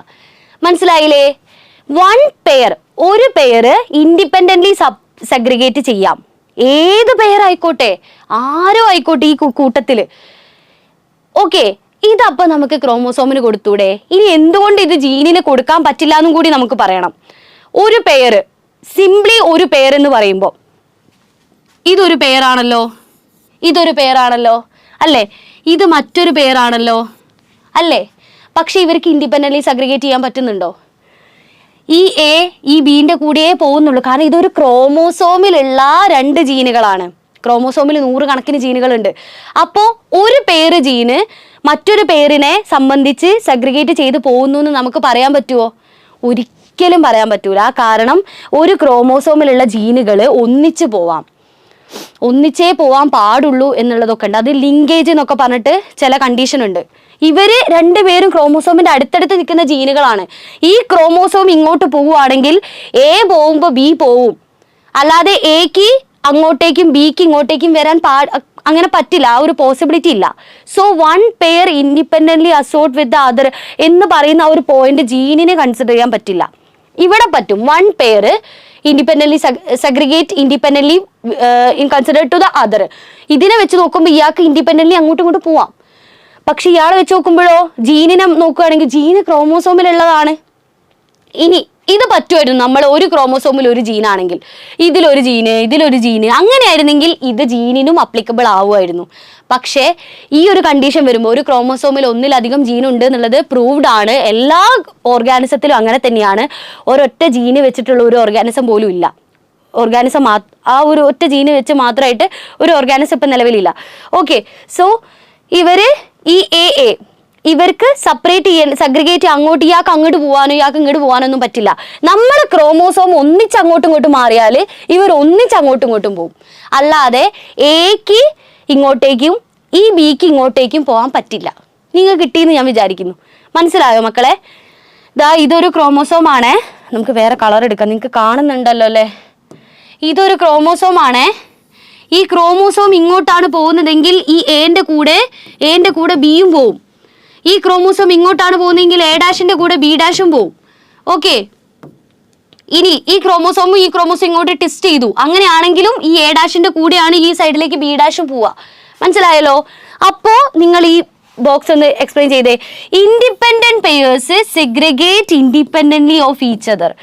ഇൻഡിപെൻഡന്റ് പെയേഴ്സ് ഇവിടെ 1 പെയർ എന്നല്ല പറഞ്ഞത്. അതാണ് ഈ ഒരേ ഒരു വ്യത്യാസം എന്ന് പറയുന്നത്. ഇവിടെ 1 പെയർ, ഒരു പെയർ. ഇവിടെ ഇൻഡിപെൻഡന്റ് പെയർ. ഇവർ 2 പേരും ഇൻഡിപെൻഡന്റ് പെയർ ആണോ? ഇവർ 2 പേരും ഡിപ്പെൻഡന്റ് ആണ്. ഈ എയും ബിയും സിയും ഡിയും എയും സിയും എയും ഡിയും ഒക്കെ ചിലപ്പോൾ ഡിപ്പെൻഡന്റ് ആണ്. അതായത് ഒരാൾ പോകുമ്പോൾ അയാൾക്ക് ഇയാൾ കൂടെ പോയേ പറ്റൂ. Because they are on the same chromosome. Okay, ഇനി ഇൻഡിപെൻഡന്റ് പെയർ എന്ന് പറഞ്ഞാൽ ഇവിടെയുള്ള ജീനും ഇവിടെ ഒരു ജീനും ഉണ്ടെങ്കിൽ, സെഡ് എന്ന് പറയുന്ന ഒരു ജീന് ഞാൻ ഇവിടെ കൊടുത്തു, സെഡ്. ഓക്കെ, ഈ സെഡിനും എക്കും വേണമെങ്കിൽ ഈ ക്രോമോസോം ഇങ്ങോട്ട് തിരിഞ്ഞിട്ട് എ ഇങ്ങോട്ട് പോവുകയാണെങ്കിൽ സെഡിന് ഇങ്ങോട്ട് പോവാം. സോ ഇൻഡിപെൻഡന്റ് പെയേഴ്സ് സെഗ്രിഗേറ്റ് ചെയ്യാം. Independent pairs segregate independently of each other. അവിടെ ആ ഒരു ഇൻഡിപെൻഡന്റ് എന്ന് പറയുന്ന ഒരു വേർഡും ഇവിടെ 1 പെയർ എന്ന് പറയുന്ന ഒരു വേർഡുമാണ് ഈ ഒരു കംപ്ലീറ്റ് ബോക്സിന് ആധാരം. ഓക്കെ, അപ്പൊ പറഞ്ഞേ, ഇത് ജീനാണോ? ഇതാണോ ജീന്? ഇതല്ലേ ജീന്? ഇതാണ് ജീനിന്റെ ബോക്സ്, ഇതാണ് ക്രോമോസോമിന്റെ. ഓക്കെ, അപ്പം നിങ്ങൾക്ക് എങ്ങനെ ഇത് തരംതിരിക്കാൻ പറ്റിയെന്ന് ചോദിക്കുമ്പോൾ നിങ്ങൾക്ക് അത് പറയണം. How did you decide? എങ്ങനെ നമ്മൾ തീരുമാനിക്കും ഈ ഒരു കാര്യം കൊണ്ട്? നിങ്ങളുടെ ആൻസറിൽ നിങ്ങൾക്ക് ഇത് മാത്രമായിട്ട് ആരെങ്കിലും ഒന്ന് ചോദിക്കുകയാണെങ്കിൽ നിങ്ങൾ എന്ത് പറയണം? ഒരു ക്രോമോസോമിൽ ഒരു ജീന് മാത്രമല്ല, ഒന്നിലധികം ജീനുണ്ട്, അല്ലെങ്കിൽ 1000 കണക്കിന് ജീനുകളുണ്ട്. അപ്പോൾ ഒരു ക്രോമോസോമിലുള്ള അടുത്തടുത്തുള്ള ജീനുകൾ ഡിപ്പെൻഡൻ്റ് ആണ്, അവരൊരിക്കലും ഇൻഡിപെൻഡൻ്റ് അല്ല. ഒരു ക്രോമോസോമിലുള്ള ജീനും മറ്റൊരു ക്രോമോസോമിലുള്ള ജീനും തമ്മിൽ ഇൻഡിപെൻഡൻ്റ് ആണ്. അപ്പോൾ അവർക്ക് വേണമെങ്കിൽ അങ്ങോട്ടും ഇങ്ങോട്ടും ഗ്യാമീറ്റിലേക്ക് ക്രോമോസോം പോകുന്നതിനനുസരിച്ച് അവർ മാറും. പക്ഷേ അടുത്തടുത്തുള്ള ജീനുകൾ ഒരിക്കലും മാറില്ല. അവർ ആ ക്രോമോസോം എങ്ങോട്ടാണോ പോകുന്നത് അവർ 2 പേരും ഡിപ്പെൻഡൻ്റ് ആയിട്ട് ഒരുമിച്ചാണ് പോവുക. ഓക്കെ, അപ്പോൾ ക്ലിയർ ആയില്ലേ? ഇതാണ് ആ ബോക്സ്. വളരെ ഇമ്പോർട്ടൻ്റ് ആയിട്ടുള്ള ബോക്സ് ആണ്. ഓക്കെ, ഇത് നമ്മൾ ഡിസ്കസ് ചെയ്തതാണ്. സോ ഇത് തന്നെയാണ് ഇതായിട്ട് കാണിച്ചിട്ടുള്ളത്. ഇങ്ങനെ ഈ ഗ്യാമീറ്റ് പോകുന്നില്ലേ, ഞാൻ നേരത്തെ പറഞ്ഞില്ലേ നമ്മൾ, അത് തന്നെയാണ് ഇത്. അധികം കോംപ്ലിക്കേറ്റഡ് ആക്കണ്ട, അത്രയേ ഉള്ളൂ. ആൻഡ് സോ ഫൈനലി എങ്ങനെയാണ് ക്രോമോസോം തിയറി ഓഫ് ഇൻഹെറിറ്റൻസ് കൊണ്ടുവന്നെന്ന് പറയാം. Sutton and Boveri argued that the pairing and separation of a pair of chromosome would lead to the segregation of a pair of factors they carried. ഞാൻ ഇപ്പൊ പറഞ്ഞ point, ക്രോമോസോമിന്റെ ഒരു പേര് സഗ്രിഗേറ്റ് ചെയ്യുമ്പോൾ അവര് കൊണ്ട് നടക്കുന്ന ജീനുകളില്ല, അവരുടെ ഉള്ളിലുള്ള ആ ജീനുകൾ ഇവരോടൊപ്പം തന്നെ ഇവരുടെ കൂടെയാണ് പോകുന്നത്. ഇവർക്ക് മാറ്റം വരുമ്പോൾ അവരുടെ കൂടി ഈ ഫാക്ടേഴ്സും പോവും. അതായത് വാരിയേഷനും ഒക്കത്തിനും കാരണം ആരാ? ഈ ക്രോമോസോമിന്റെ മൂവ്മെന്റ് ആണ്. ജീനുകൾക്ക് ഒറ്റയ്ക്ക് ക്രോമോസോമിനെ വിട്ട് ടാറ്റ പറഞ്ഞു പോവാൻ പറ്റില്ല. ജീനുകൾ ഒന്നായിട്ട് മാത്രമായിട്ട് ചെറിയ ചെറിയ കഷ്ണമായിട്ട് ഒരിക്കലും പോവില്ല. ജീനുകൾ എന്താണ്? ഈ ക്രോമോസോമിന്റെ ഒരു ഭാഗമാണ്. ക്രോമോസോം പോകുന്നതിനനുസരിച്ചാണ് ജീനുകളും പോകുന്നത്. ഓക്കെ, അതിൽ ഒരു ക്രോമോസോമിലുള്ള അടുപ്പിച്ചടുപ്പിച്ചുള്ള ജീനുകൾ ഈ ക്രോമോസോം പോകുമ്പോൾ അവർക്ക് ഒരുമിച്ചേ പോകാൻ പറ്റുള്ളൂ. അവരൊരിക്കലും ഞാൻ നിന്റെ കൂടെ അല്ല, ഞാൻ അപ്പത്തോൻ്റെ കൂടെയാണെന്ന് പറഞ്ഞാൽ ഇവിടെ നിന്ന് ചാടി അങ്ങോട്ട് പോകാൻ പറ്റില്ല. പറ്റും എവിടെയെന്ന് പറയുമോ? നമ്മൾ അടുത്ത ഒരു കോൺസെപ്റ്റ് പഠിക്കുമ്പോൾ. പക്ഷേ അതിനും ഇവരുടെ തമ്മിലുള്ള ഡിസ്റ്റൻസിനൊരു ബന്ധമുണ്ട്. ഈ ചാപ്റ്റർ തീരുമ്പോഴേക്കും ഇതൊക്കെ നിങ്ങൾക്ക് നല്ല ക്ലിയർ ആയിരിക്കും. Okay, Sutton united the knowledge of chromosomal segregation with Mendelian principles and called it as chromosomal theory of inheritance. So ഇതാണ് chromosomal theory of inheritance. നമ്മൾ ഈ പറഞ്ഞ ജീനിനും DNA-ക്കും ഒക്കെ കൊണ്ട് നടക്കുന്ന ഒരു വലിയൊരു രൂപമാണ് നമ്മളെ ക്രോമോസോം. അപ്പൊ ഇതാണ് നമ്മുടെ ഇൻഹെറിറ്റൻസിനൊക്കെ മെയിനായിട്ട് കാരണം എന്നാണ് പറയുന്നത്. ആൻഡ് ഇതൊക്കെ പ്രൂവ് ചെയ്യാനായിട്ട് ഒരാള്, അദ്ദേഹം ഇതാണ് TH മോർഗൻ കേട്ടോ. Okay, Thomas Hunt Morgan. അദ്ദേഹം ചെറിയ ചെറിയ ഫ്രൂട്ട് ഫ്ലൈസിൽ എക്സ്പെരിമെന്റ് നടത്തി. Okay, chromosomal theory of inheritance, ക്രോമോസോംസിന്റെ മൂവ്മെന്റും ഒക്കെ പഠിക്കാൻ വേണ്ടിയിട്ട്. പക്ഷേ അദ്ദേഹത്തിന് വളരെ എന്താ പറയാ അടിപൊളി റിസൾട്ട്, അദ്ദേഹം പ്രതീക്ഷിക്കാത്ത ചില കണ്ടുപിടുത്തങ്ങൾ, ട്രമൻഡസ് ബ്രേക്ക് ത്രൂ വർക്ക്സ് എന്നൊക്കെ പറയില്ലേ, അതുപോലെ ചില കണ്ടുപിടുത്തങ്ങൾ അയാൾക്ക് ഇതിൽ നിന്ന് കിട്ടി. അതായത് ഞാൻ പറഞ്ഞല്ലോ രാവിലെ എണീറ്റ് ഞാൻ ഇന്ന് ഗ്രാവിറ്റി കണ്ടുപിടിക്കട്ടെ എന്ന് പറഞ്ഞിട്ട് ആരും ന്യൂട്ടൺ വന്ന് കണ്ടുപിടിച്ചതല്ല. ഇതൊക്കെ എന്ന് പറഞ്ഞാൽ ഓരോന്നും ഓരോ ആക്സിഡന്റലി സംഭവിക്കുന്നത്. അതുപോലെ തന്നെ ഇദ്ദേഹത്തിന്റെ വർക്ക്സിൽ അദ്ദേഹം കണ്ടുപിടിച്ച ചില കാര്യങ്ങളുണ്ട്. അതാണ് ഇന്നത്തെ വലിയ ഹ്യൂമൻ ജീനോം പ്രോജക്റ്റിലേക്ക് വരെ നയിക്കുന്ന ചില കാര്യങ്ങളായിട്ട് മാറിയിട്ടുള്ളത്. ഇന്ന് നമുക്ക് നമ്മുടെ ജീനുകളൊക്കെ നമുക്കിങ്ങനെ കമ്പ്യൂട്ടറിൽ ടൈപ്പ് ചെയ്ത് വെക്കാം. വേണമെങ്കിൽ നമുക്ക് നമ്മളെ എന്തെങ്കിലും രോഗം ഉണ്ടെങ്കിൽ അതൊക്കെ എഡിറ്റ് ചെയ്യാം. സോ അതൊക്കെ പോസിബിൾ ആണ്. സോ അതിനൊക്കെ കാരണം ഇദ്ദേഹത്തിൻ്റെയൊക്കെ വർക്കാണ്. സോ TH മോർഗൻ അദ്ദേഹം വർക്ക് ചെയ്തിട്ടുള്ളത് ഡ്രോസോഫില മെലനോഗാസ്റ്റർ എന്ന് പറയുന്ന ഫ്രൂട്ട് ഫ്ലൈ. ഇത് കാണാൻ വലിയ വലുപ്പമൊന്നുമില്ല, ഇത്തിരി പോകുന്ന സാധനം. അത് ഇത്ര എങ്ങാനുണ്ടോ? ഇത്രയൊന്നും ഇല്ലടാ, അത്രയും ഉണ്ടാവുള്ളൂ. ഒരു പോയിന്റ് നിങ്ങൾ കണ്ടോ? അത് കാണുന്നുണ്ടോ? അതിനും ചെറുതാ. ഫ്രൂട്ട് ഫ്ലൈ, അതിന്റെ പേരെന്താ നോക്കിക്കേ. ഫ്രൂട്ട് ഫ്ലൈ, അത്രയും ചെറിയ സാധനത്തിന്റെ പേരാ ഡ്രോസോഫില മെലനോഗാസ്റ്റർ. എനിക്ക് ഭയങ്കര ഇഷ്ടപ്പെട്ടൊരു പേരേന് ഇത്. ഞാൻ പണ്ട് സ്കൂളിൽ ആദ്യമായിട്ട് പഠിച്ച ഒരു ഭയങ്കര ഇഷ്ടപ്പെട്ട ഒരു സയന്റിഫിക് നെയിമാ ഡ്രോസോഫില മെലനോഗാസ്റ്റർ. വീട്ടിൽ പോയി കണ്ടേ there is a ഡ്രോസോഫില മെലനോഗാസ്റ്റർ എന്ന് പറഞ്ഞാണ്ട് ആളായ ഒരു കാലം എനിക്കുണ്ടായിരുന്നു. ഓർക്കുമ്പോൾ തന്നെ ചടച്ചിട്ടേ. ഓക്കെ, വെറുതെ ടോപ്പായി നടക്കുന്നു. ഓക്കെ, ഇതാണ് ഡ്രോസോഫില മെലനോഗാസ്റ്റർ. ഇതില് അദ്ദേഹം സ്റ്റഡി ചെയ്യാനുള്ള ചില കാരണങ്ങളുണ്ട്. ഇങ്ങനെയാണ് ഇവർ അതിനെ വളർത്തുക കേട്ടോ. ഇങ്ങനെ ബോട്ടിലായിട്ടാണ് വളർത്തുക. ആൻഡ് ഇതാണ് നമ്മുടെ ടെക്സ്റ്റിലുള്ള ചിത്രം. ആൻഡ് ഇത് ഫീമെയിലും ഇത് മെയിലും ആണ്. ഫൈൻ, ഫീമെയിൽ കുറച്ച് വലുതായിരിക്കും കേട്ടോ. സോ എന്തുകൊണ്ടാണ് ഈ ഡ്രോസോഫില മെലനോഗാസ്റ്ററിനെ മോർഗൻ തിരഞ്ഞെടുക്കാൻ കാരണം? ഇത് വേണമെങ്കിൽ നീറ്റിന് വരെ ചോദിക്കാൻ പറ്റുന്ന ഒരു ചോദ്യമാണ്. അതിൽ ഏതെങ്കിലുമൊക്കെ ഓപ്ഷൻസ് ഒക്കെ കൊടുത്തിട്ടേ. Okay, so they could be grown on simple synthetic medium in the laboratory. ലാബില് ചെറിയൊരു കുപ്പിയിൽ സിന്തറ്റിക് മീഡിയം എന്ന് പറഞ്ഞാൽ നമ്മൾ കൊടുക്കുന്ന ഒരു മീഡിയത്തിൽ അവരെ നമുക്ക് വളർത്താൻ പറ്റും. അതൊരു കാര്യം. They complete their life cycle in about 2 weeks and a single mating could produce a large number of progeny flies. അവരുടെ ലൈഫ് സൈക്കിൾ, നമ്മളെ ലൈഫ് സൈക്കിൾ എത്രയാടാ? നമുക്ക് വേണമെങ്കിൽ ഒരു ആവറേജ് ലൈഫ് സ്പാൻ എന്ന് പറയുന്ന ഒരു 65-70 വയസ്സൊക്കെയാണ് മനുഷ്യന്. നമ്മളെ വെച്ചിട്ട് ഒരു സ്റ്റഡി ചെയ്യുകയാണെങ്കിൽ നമ്മളെ മുഴുവൻ പഠിച്ചു വരുമ്പോഴേക്ക് പഠിക്കുന്ന ആള് തട്ടിപ്പോവും അല്ലേ? പക്ഷെ ഇവരാണെങ്കിലോ ഒരു 2 വീക്ക് ഇവരുടെ ആയുസുള്ളൂ. അതിനുള്ളിൽ ഇവർ പരിപാടിയൊക്കെ കഴിയും. സോ ഒരു 2 വീക്ക് സൈക്കിൾ നമുക്ക് പഠിക്കാൻ വളരെ എളുപ്പമാണ്. മാത്രമല്ല ഒരൊറ്റ മീറ്റിങ്ങിൽ ഹ്യൂമണിന് മാക്സിമം ഒരു 4 കുട്ടികളുണ്ടാവും ഒറ്റ സമയത്ത്. ഒറ്റ പ്രസവത്തിൽ 4 കുട്ടികൾ എന്നൊക്കെ കേട്ടില്ലേ? 3 കുട്ടികളും 2 കുട്ടികളും, അതൊക്കെ റേറാടാ. മാക്സിമം ഒരു കുട്ടിയല്ലേ, അല്ല മോസ്റ്റ്ലി ഒരു കുട്ടിയല്ലേ ഉണ്ടാവുക. ഇവിടെയോ എത്ര കുട്ടികളുണ്ടാവും എന്നറിയോ? ലാർജ് നമ്പർ ഓഫ് പ്രൊജനീസ്, 100ഉം 200ഉം കുട്ടികളൊക്കെ ഉണ്ടാവും. Okay, and clear differentiation of sex. ഇവരെ കണ്ടാൽ നമുക്ക് പെട്ടെന്ന് തിരിച്ചറിയാം മെയിൽസിനെയും ഫീമെയിൽസിനെയും. ഇവിടെ ഇത് കണ്ടാൽ നിങ്ങൾ, ഇത് ഭയങ്കര ആർട്ടിഫിഷ്യൽ ആയിട്ട് കൊടുത്താണ്. ഇത് നോക്കിയേ, ഇത് മെയില്, ഈ ബാക്കിൽ ഈ ബ്ലാക്ക് കളറുള്ളത് ഇത് ഫീമെയില്, കുറച്ച് വലുതാ. ഇവരെ മെയിൽസിനെയും ഫീമെയിൽസിനെയും നമുക്ക് കണ്ണോട് നോക്കിയാൽ തന്നെ പെട്ടെന്ന് കണ്ടുപിടിക്കാൻ പറ്റും. The male and female flies are easily distinguishable. That is differentiation of their sexes is easy. And it has many types of hereditary variations that can be observe with low power microscope. അധികം power ഒന്നും ഇല്ലാത്ത ഒരു സാധാരണ microscope വെച്ചിട്ട് തന്നെ ഇവരെ നോക്കിക്കഴിഞ്ഞാൽ നമുക്ക് ഇവരുടെ രോഗങ്ങളൊക്കെ പെട്ടെന്ന് തിരിച്ചറിയാൻ പറ്റും. അതായത് ഇവർക്ക് ഒരുപാട് ഹെറിഡിറ്ററി ഡിസീസസ് പെട്ടെന്ന് വരുന്നുണ്ട് എന്നാണ് പറഞ്ഞത് ഈ ഇദ്ദേഹത്തിൻ്റെ സ്റ്റഡീസിൽ. അതെന്ന് പറഞ്ഞാൽ നമ്മളൊരു ഹെറിഡിറ്ററി ഡിസീസ് വന്നിട്ട് അതിന് ടെസ്റ്റ് ചെയ്ത് കുറേ കഷ്ടപ്പെട്ട് കണ്ടുപിടിക്കാൻ അങ്ങനത്തെ ആവശ്യമൊന്നുമില്ല. ഇവരെ ഒന്ന് നോക്കിയാൽ തന്നെ മനസ്സിലാവും ഇവർക്ക് എന്താ പ്രശ്നമുള്ളതെന്ന്. അതായത് ഇവരുടെ കണ്ണ് വെള്ളം നിറാവുന്ന ഡിസീസ് ഉണ്ട്, ഇവരുടെ ചിറകുകൾക്ക് എന്തെങ്കിലും വെസ്റ്റീജിയൽ വിങ്സ്, ഡോർസൽ വിങ്, അങ്ങനെ പല കണ്ടീഷൻ നമുക്ക് കണ്ണോണ്ട് നോക്കിയാൽ തന്നെ നമുക്ക് കണ്ണോണ്ടല്ല, വളരെ ചെറുതല്ലേ, മൈക്രോസ്കോപ്പ് കൊണ്ട്, ലോ പവർ മൈക്രോസ്കോപ്പ് കൊണ്ട് നോക്കിയാൽ തന്നെ പെട്ടെന്ന് മനസ്സിലാവുന്ന ക്യാരക്ടേഴ്സ് ഉണ്ട്.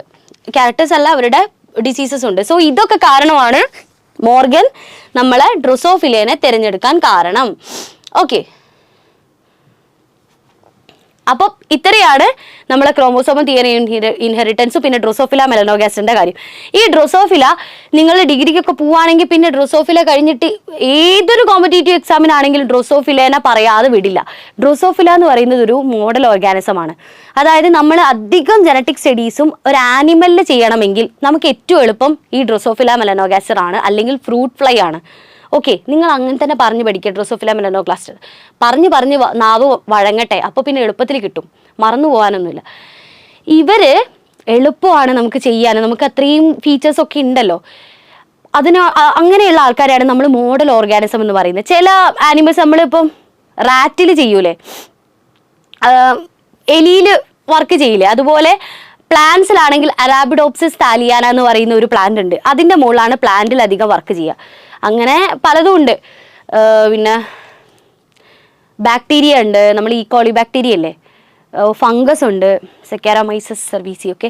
സോ ഇതൊക്കെയാണ് മോഡൽ ഓർഗാനിസം, ഇതിലൊക്കെയാണ് അധികം വർക്ക് നടക്കുക.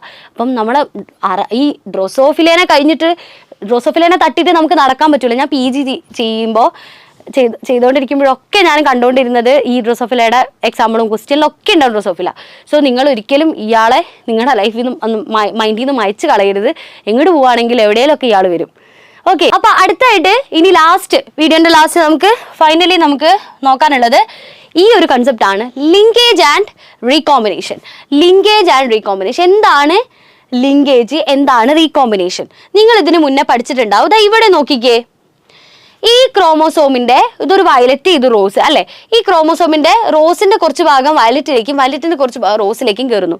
നമ്മൾ 10ാം ക്ലാസ്സിൽ തന്നെ പഠിച്ചിട്ടുണ്ട്, ക്രോമോസോമുകൾ ഇങ്ങനെ, ഇതാണ് ഒരു ക്രോമോസോമെങ്കിൽ ഇവരുടെ ആംസ് തമ്മിൽ ഇങ്ങനെ ഒരു ഫ്യൂഷൻ നടക്കുക, കയാസ്മ ഫോമേഷൻ, ഇവിടെ വെച്ചിട്ട് എക്സ്ചേഞ്ച് ചെയ്യുന്നു. ഇതിനെയാണ് നമ്മൾ ക്രോസിംഗ് ഓവർ എന്ന് പറയുന്നത്. അവിടെ വെച്ചിട്ട് റീകോമ്പിനേഷൻ നടക്കും. ആൻഡ് അങ്ങനെയൊക്കെ പഠിച്ചിട്ടുണ്ട് 10ാം ക്ലാസ്സിൽ. ഇവിടെ നമ്മളത് ഡീറ്റെയിൽ ആയിട്ട് പഠിക്കുകയാണ്.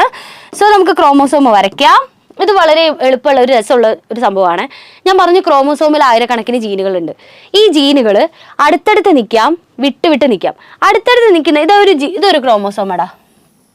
എന്തിനാ ഈ ക്രോമോസോമിനെ നമ്മൾ ഒന്നായിട്ട് വരയ്ക്കാതെ 2 വരയ്ക്കുന്നത്? ബിക്കോസ് റീകോമ്പിനേഷൻ നടക്കുന്നത് ഏത് സ്റ്റേജിലാ? നമ്മളെ മിയോസിസ് നടക്കുമ്പോഴാണ് റീകോമ്പിനേഷൻ നടക്കുക. ഹോമോലോഗസ് ക്രോമോസോം പെയർ ചെയ്ത് സെപ്പറേറ്റ് ചെയ്യുന്ന, അതായത് മിയോസിസ് 1 പ്രോഫേസ് 1 ലെപ്റ്റോട്ടിൻ, സൈഗോട്ടിൻ, പാക്കൈറ്റിൻ, ഡിപ്ലോട്ടിൻ ആൻഡ് ഡയകൈനസിസ്, ഇതല്ലേ സ്റ്റേജസ്. അതിലെവിടെയാണ് നമ്മളെ ക്രോമോസോമിന്റെ റീകോമ്പിനേഷൻ അല്ലെ ക്രോസിംഗ് ഓവർ നടക്കുന്നത്? നമ്മൾ ഡിപ്ലോട്ടിൻ സ്റ്റേജിലല്ലേ, സൈഗോട്ടിലൊക്കെ വന്ന് ഡിപ്ലോട്ടിൻ സ്റ്റേജിൽ കാസ്മ ഫോർമേഷൻ ഡിസോസിയേറ്റ് ചെയ്ത് തുടങ്ങും അല്ലേ. അപ്പോഴാണ് നമ്മൾ ക്രോസിംഗ് ഓവറും എക്സ്ചേഞ്ചും റീകോമ്പിനേഷൻ ഒക്കെ നടക്കുന്നത്. സോ അതുകൊണ്ടാണ് നമ്മൾ ഈ സ്റ്റേജ് വരയ്ക്കുന്നത്. ഇങ്ങനെയായിരിക്കും അന്നേരം ക്രോമോസോമിന്റെ രൂപം ഉണ്ടാവുക. ഒരു ക്രോമോസോം അല്ല, നമ്മൾ ഡബിൾ ചെയ്തിട്ടുണ്ടാവും, നമുക്ക് പകുതിയാക്കണ്ടേ.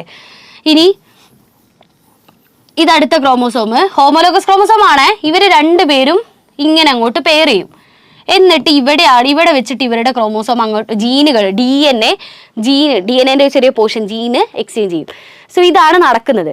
ഒന്ന് ആലോചിച്ച് നോക്കുക, ഇവിടുന്ന് ചില ജീനുകള് ഇവിടെ ഇങ്ങനെ അടുത്തടുത്ത് നിൽക്കുന്ന ജീനുകളില്ലേ, ഈ ജീനുകള് ഇപ്പൊ അങ്ങോട്ട് പോവുകയാണെങ്കിൽ ഈ ജീനിന് വേണമെങ്കിൽ ഈ ചോപ്പിനെയും കൂടി അങ്ങോട്ട് കൊണ്ടുപോവാം. കാരണം തൊട്ടടുത്തല്ലേ, അല്ലേ? ആണ്. ഓക്കെ, തൊട്ടടുത്തല്ലേ. അപ്പൊ അത് വേണം കൊണ്ടുപോകാം. അതായത് ജീനുകള് ഒരുമിച്ച് നിൽക്കാനുള്ള ടെൻഡൻസി കാണിക്കുക. ഈ ചുവപ്പും പച്ചയും ഭയങ്കര ക്ലോസ് ഫ്രണ്ട്സ് ആണെങ്കിൽ അവരടുത്താ നിൽക്കുന്നേടാ, തൊട്ടടുത്താ. സോ പച്ച പോകുമ്പോൾ നിങ്ങൾക്ക് ചില ഫ്രണ്ട്സ് ഇല്ലേ, നിങ്ങളെ ക്ലാസ്സില് നിങ്ങളെ ഒരു ക്ലാസ് റൂമിലെ ബെഞ്ച് എടുത്ത് നോക്കിയാൽ നിങ്ങൾക്ക് ലിങ്കേജ് കാണാം. ഒരുമിച്ചേ ഇരിക്കൂ. ബാത്റൂം പോകണമെങ്കിൽ ഒരുമിച്ച്, കൈ കഴുകാൻ പോകണമെങ്കിൽ ഒരുമിച്ച്, ഫുഡ് കഴിക്കണമെങ്കിൽ ഒരുമിച്ച്, ടീച്ചർ അടുത്ത് പോകണമെങ്കിൽ ഒരുമിച്ച്, ഇനിയിപ്പോൾ വഴക്ക് കേൾക്കുകയാണെങ്കിൽ ചിലപ്പോൾ ഒരുമിച്ചായിരിക്കും. നമുക്ക് അങ്ങനെ കട്ട ചങ്ക്സ് ഒക്കെ അല്ലേ നമ്മളെ ഫ്രണ്ട്സ്. അപ്പോൾ അതെന്ന് പറഞ്ഞാൽ നമ്മൾ എപ്പോഴും അവരുടെ കൂടെ അങ്ങോട്ട് പോകും. അവരെന്ത് ചെയ്താലും അതിൻ്റെ കൂടെ അങ്ങോട്ട് ചെയ്യും. സോ അതാണ് ഈ gene, tendency of the gene to inherit together. ഇവർ രണ്ടുപേരും ഒരുമിച്ച് പോകാനുള്ള ഒരു ടെൻഡൻസി കാണിക്കും. അതിനാണ് ലിങ്കേജ് എന്ന് പറയുന്നത്. Okay, linkage. ഇനി റീകോമ്പിനേഷൻ ചെയ്യുമ്പം ഇവർ അങ്ങോട്ടും ഇങ്ങോട്ടും പോവുമല്ലോ. ഓക്കെ,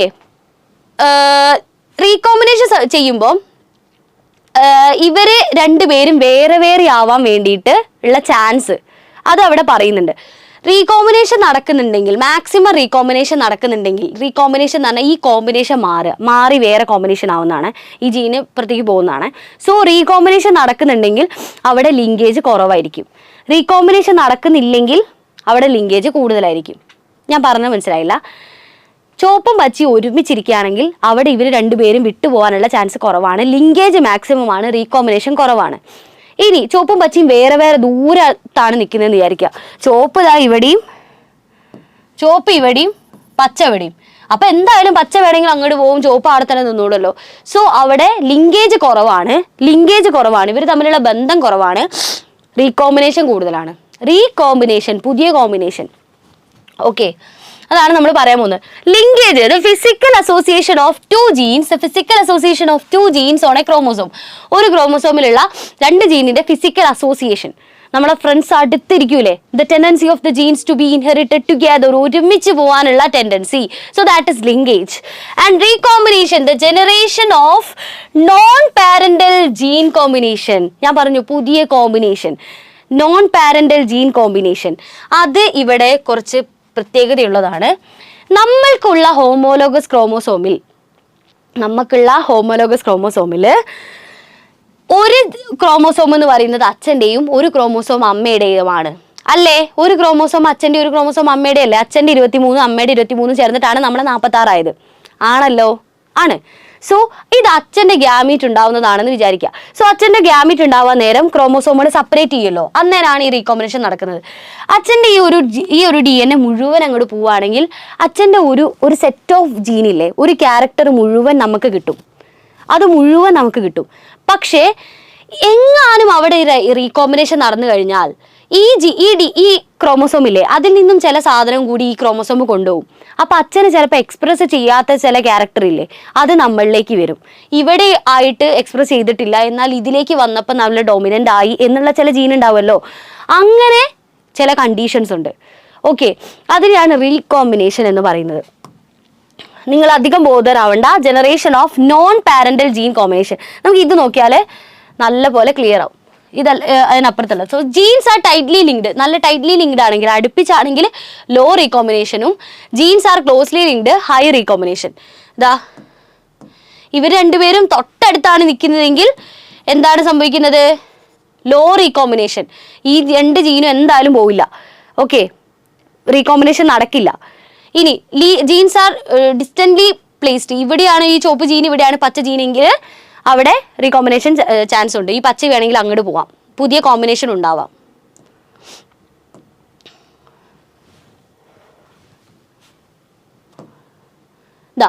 ഇതും കൂടി കഴിഞ്ഞാൽ കഴിഞ്ഞു, ലാസ്റ്റ് ആണ്.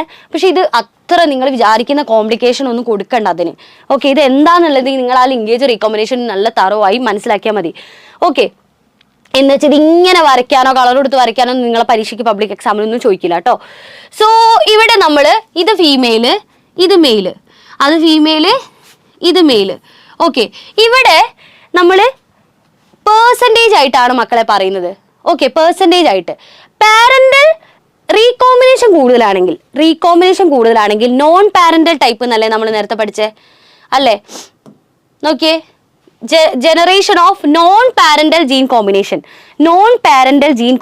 അതായത് പാരന്റൽ ടൈപ്പ് അല്ല, അച്ഛനും അമ്മയിൽ നിന്നും വ്യത്യസ്തമായിട്ടുള്ള ജീൻ കോമ്പിനേഷൻ ഉണ്ടാവുന്നു, നോൺ പാരന്റൽ ജീൻ കോമ്പിനേഷൻസ്.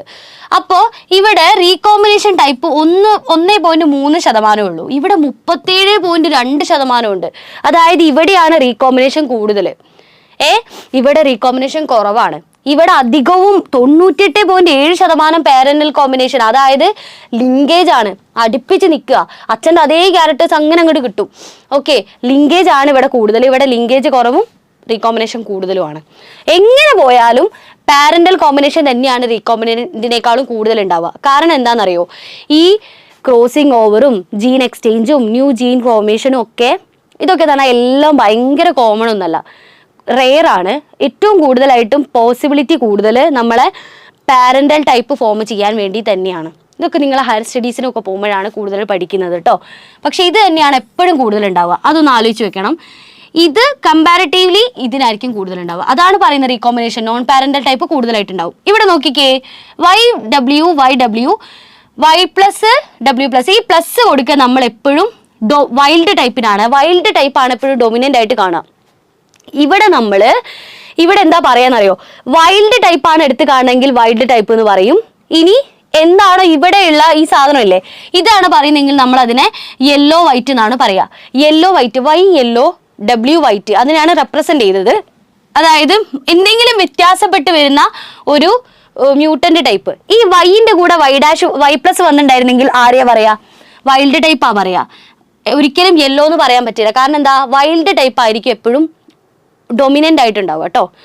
അതായത് ഈ പ്ലസ് കൊടുക്കുന്ന ആൾക്കാരില്ലേ, അവരാണ് ഡൊമിനൻ്റ്. നമ്മൾ ഇതുവരെ ക്യാപിറ്റൽ അല്ലേ, ഇനി അങ്ങോട്ട് പ്ലസ് ആയിരിക്കും ഉണ്ടാവുക. ഇനി അങ്ങോട്ട് കുറേ പഠിക്കാനൊന്നുമില്ല, ഇതേ ഉള്ളൂ. ലിങ്കേജ് വരെ കഴിഞ്ഞാൽ പിന്നെ ഇങ്ങനെ ക്രോസിംഗ് ഒന്നും ഉണ്ടാവില്ല. സോ Y+ ആണ് നമ്മൾ ഡൊമിനൻ്റ് ആയിട്ട് കൊടുക്കുന്നത്. അപ്പം നമ്മൾ ഡൊമിനൻ്റിൻ്റെ പേരേ പറയുള്ളൂ. സോ യെല്ലോ വൈറ്റ് വൈൽഡ് ടൈപ്പും ഉണ്ട്. ഇതും തമ്മിൽ ക്രോസ് ചെയ്യുമ്പോൾ നമുക്ക് ഉണ്ടാവാവുന്ന F1 പ്രോജനി എന്ന് പറയുന്നത്, ഇവിടെ ഈ യെല്ലോ ഇത് മാത്രം ഗ്യാമീറ്റ്, ഇവിടെ ഇത് മാത്രം ഗ്യാമീറ്റ്. സോ എന്തുണ്ടായി, ഇതുണ്ടായി. ഇത് 2 പോസിബിലിറ്റീസ് ആണ്. ഓക്കെ, ഇത് 2 പോസിബിലിറ്റീസ് ആണ്. ഇത് ഒരു ഗ്യാമീറ്റ്, ഇതൊരു ഗ്യാമീറ്റ്. ഇനി ഇവർക്ക് എന്ത് ചെയ്യാൻ പറ്റും, ഇവരെ 2 തമ്മിൽ ക്രോസ് ചെയ്യാണെന്ന് വിചാരിക്കുക. അതായത് ഇതില് ഗ്യാമീറ്റ് ഉണ്ടാവുന്നത് നമുക്ക് വേറെ വേറെ രീതിയിൽ ഗ്യാമീറ്റ് ഉണ്ടാവാം. വൈൽഡ് ടൈപ്പും ഉണ്ട്, യെല്ലോ വൈറ്റ് ടൈപ്പും ഉണ്ട്. സോ ഇവിടെ നോക്കിക്കേ, ഇതാണ് നമ്മളെ പാരന്റൽ ടൈപ്പ്, ഇതാണ് നമ്മളെ റീകോമ്പിനന്റ് ടൈപ്പ്.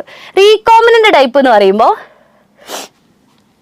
ഈ Y ഇല്ലേ, Y+ ഇല്ലേ, Y+ ഇത് ഇവർക്ക് ഇങ്ങോട്ടേക്ക് വരാം. ഇവിടെ ഒരു റീകോമ്പിനേഷൻ നടക്കുന്നു. ഇവിടെ ഒരു റീകോമ്പിനേഷൻ നടന്നു കഴിഞ്ഞാൽ YW+, കണ്ടോ? അല്ലെങ്കിൽ YW+ ആയി കഴിഞ്ഞാൽ പിന്നെ ആരാളത്, YW, Y+W, Y+W. ഇതാണ് റീകോമ്പിനന്റ് ടൈപ്പ്. റീകോമ്പിനേഷൻ നടന്നു കഴിഞ്ഞു. ഇനി റീകോമ്പിനേഷൻ നടന്നിട്ടില്ല എന്ന് വിചാരിക്കുക. റീകോമ്പിനേഷൻ നടന്നിട്ടില്ല. ഓക്കെ, അങ്ങനെയാണെങ്കിൽ ആരുണ്ടാവും, പാരന്റൽ ടൈപ്പ് ഉണ്ടാവും. ഇതും വേറെ വേറെ. YW ഇവിടെ, Y+W+, മനസ്സിലായോ? ആ ഗ്യാമീറ്റ് മാത്രം നോക്കുക നിങ്ങൾ, വൈൻ്റെ ഡബ്ല്യൂൻ്റെ ഗ്യാമീറ്റ് നോക്കുക. ഇവിടെ നിന്ന് റീകോമ്പിനേഷൻ നടന്നു കഴിഞ്ഞാൽ ഇവിടെ റീകോമ്പിനേഷൻ നടക്കാതെ. പക്ഷേ ഇവിടെ ശ്രദ്ധിക്കേണ്ട ഒരു കാര്യം എന്താണെന്ന് വെച്ചാൽ, ഇവിടെ പേഴ്സൻറ്റേജ് ആണ് ഇവിടെ പറയുന്നത്. ഇവിടെ എന്തുകൊണ്ട് ഇത്രയും പേഴ്സൻറ്റേജ് വന്നു എന്നൊന്നും നിങ്ങൾ പഠിക്കാനില്ല. കാരണം എന്താ, ഇവിടെ ലിങ്കേജ് കൂടുതലാണ്, ഇവിടെ ലിങ്കേജ് കുറവാണെന്ന് മാത്രമേ പറയുന്നുള്ളൂ. ഇനി ഇവിടെ നോക്കിയേ, ഇവർ രണ്ടുപേരും അടുത്തടുത്താണ്. അതുകൊണ്ടാണ് ഇവിടെ ഇത് കുറയാൻ കാരണം, ക്രോസിംഗ് ഓവർ കുറയാൻ കാരണം. ഇവർ രണ്ടുപേരും വിട്ടിട്ടാ. അപ്പോൾ ഇവിടെ മുറിയാനുള്ള ചാൻസ് കൂടുതലാ.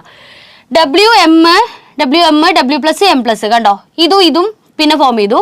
ഇനി ഇത് തമ്മിൽ ക്രോസ് ചെയ്ത് കഴിഞ്ഞാൽ പാരന്റൽ ടൈപ്പ് എന്ന് പറഞ്ഞാൽ പാരന്റിലുള്ള അതേപോലെയുള്ള ക്രോമോസോം ഈ കുട്ടിയിൽ ഉണ്ടാവുന്നത്, ആ ടൈപ്പാണ് parental type. W+, M+. WM ഇത് പാരന്റ് ടൈപ്പ്. ഇനി മറ്റേ റീകോmbinant ടൈപ്പ് ആണ് ഇത്. ഇവിടെ ക്രോസിംഗ് ഓവർ നടന്നു കഴിഞ്ഞാൽ WM+,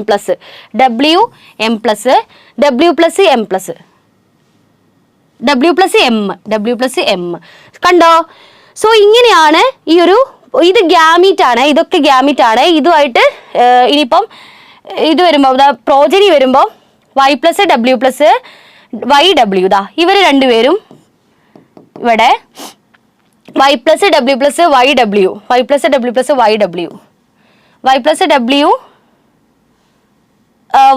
ഇതാ അതല്ല ഇപ്പൊ ഇവിടെ പറഞ്ഞത്. അപ്പൊ ഇങ്ങനെയാണ് കോമ്പിനേഷൻ വരുന്നത്. ഇത് വലിയ നിങ്ങൾക്ക് അധികം മനസ്സിലാക്കി ബുദ്ധിമുട്ടാനുള്ളതൊന്നും ഇല്ല മക്കളെ. ഇവിടെ ഇങ്ങനെ ക്രോസ് ചെയ്തിട്ട് ഈ പ്രോജനീസ് ഫോം ചെയ്യുന്നു എന്നുള്ളൂ. ഇത്രയും നേരം നമ്മൾ TR എന്നൊക്കെ വലിയ ആസ്ഥാന പ്രശ്നമായിട്ട് കണ്ടിരുന്നപ്പോൾ ഇത് എങ്ങനെയുണ്ട്? വലിയ പ്രശ്നം കാണുമ്പോഴാണ് മറ്റേതൊക്കെ എളുപ്പമാണെന്ന് തോന്നുന്നത് അല്ലേ? അങ്ങനെ തന്നെയാണ് ലൈഫും. നമ്മൾ ഭയങ്കര എന്തൊക്കെയോ ബുദ്ധിമുട്ട് ഫേസ് ചെയ്യുമ്പോഴാണ് നമുക്ക് ഇതിന് മുന്നേ ഉള്ളതൊക്കെ അയ്യോ ഇതൊക്കെ ഭയങ്കര സിമ്പിൾ ആയിരുന്നല്ലോ എന്നുള്ളത് തോന്നുക. ഓക്കെ, അപ്പൊ ഇത് ബുദ്ധിമുട്ടായിട്ട് തോന്നിയ ബാക്കിയൊക്കെ എളുപ്പമാണല്ലോ, അതും ഒരു നന്നായിട്ട് എടുക്കൂ. നല്ല, അതായത് പോസിറ്റീവായിട്ട് എടുക്കുക. ഇത് ബുദ്ധിമുട്ടാണ് മറ്റേനെ സംബന്ധിച്ച് എന്ന് പറയുമ്പോൾ മറ്റേതൊക്കെ എളുപ്പമായില്ലേ? അത്രയേ ഉള്ളൂ. ഇത് നിങ്ങൾ ഒരാഴ്ച കൂടി ഒന്ന് ശ്രദ്ധിച്ചാൽ, നിങ്ങൾ ഈ പല കളർ ഇങ്ങനത്തെ ഒരു കോംപ്ലക്സ് ടേബിൾ ആയതുകൊണ്ട് ഇതിപ്പോൾ നമ്മൾ വരച്ച് കാണിക്കുകയാണെങ്കിൽ നമുക്ക് ഈ ഒരു വീഡിയോ കൊണ്ടൊന്നും നിൽക്കില്ല. പക്ഷെ അത്രയും ഡീറ്റെയിൽ ആയിട്ട് വേണ്ടാത്തതുകൊണ്ടാണ് നമ്മൾ ഇത്രയും ഷോർട്ട് ആക്കുന്നത്. ഓക്കെ, സോ ഇതാണ് ലിങ്കേജ് റീകോമ്പിനേഷൻ. അതായത് റീകോമ്പിനേഷൻ കൂടുമ്പം ലിങ്കേജ് കുറയും, ലിങ്കേജ് കൂടുമ്പോൾ റീകോമ്പിനേഷൻ കുറയും, ലിങ്കേജ് കുറയുമ്പോൾ റീകോമ്പിനേഷൻ കൂടും. റീകോമ്പിനേഷൻ കൂടിയാൽ നോൺ പാരന്റൽ ടൈപ്പ് കൂടും, റീകോമ്പിനേഷൻ കുറഞ്ഞാൽ നോൺ പാരന്റൽ ടൈപ്പ് കുറയും. അപ്പം അത് ഇത്രയേ ഉള്ളൂ. നമുക്കത് ഇനി ലാസ്റ്റ് നമുക്ക് ഈ വീഡിയോയിൽ പോകാനുള്ളത് ഇതും കൂടിയാണ്. അതായത് മോർഗന്റെ ഒരു സ്റ്റുഡൻ്റ് ഉണ്ട്, ആൽഫ്രഡ് സ്റ്റേർട്ട്വെന്റ്. ഓക്കെ, നിങ്ങൾക്ക് എങ്ങനെ വേണമെങ്കിലും പ്രൊണൗൺസ് ചെയ്യാം. മോർഗന്റെ ഒരു സ്റ്റുഡൻ്റ് ആയിരുന്നു. ഈ മോർഗനും ടീമും ഒക്കെ ഒന്നിച്ചാണ് വർക്ക് ചെയ്യുക. ഇവരൊന്നിച്ച് ഇങ്ങനെ ഡ്രോസോഫില മെലനോഗാസ്റ്ററിനെ വെച്ചിട്ട് ഇങ്ങനെ ഓരോ വർക്ക് ഇങ്ങനെ ചെയ്തുകൊണ്ടിരിക്കുക.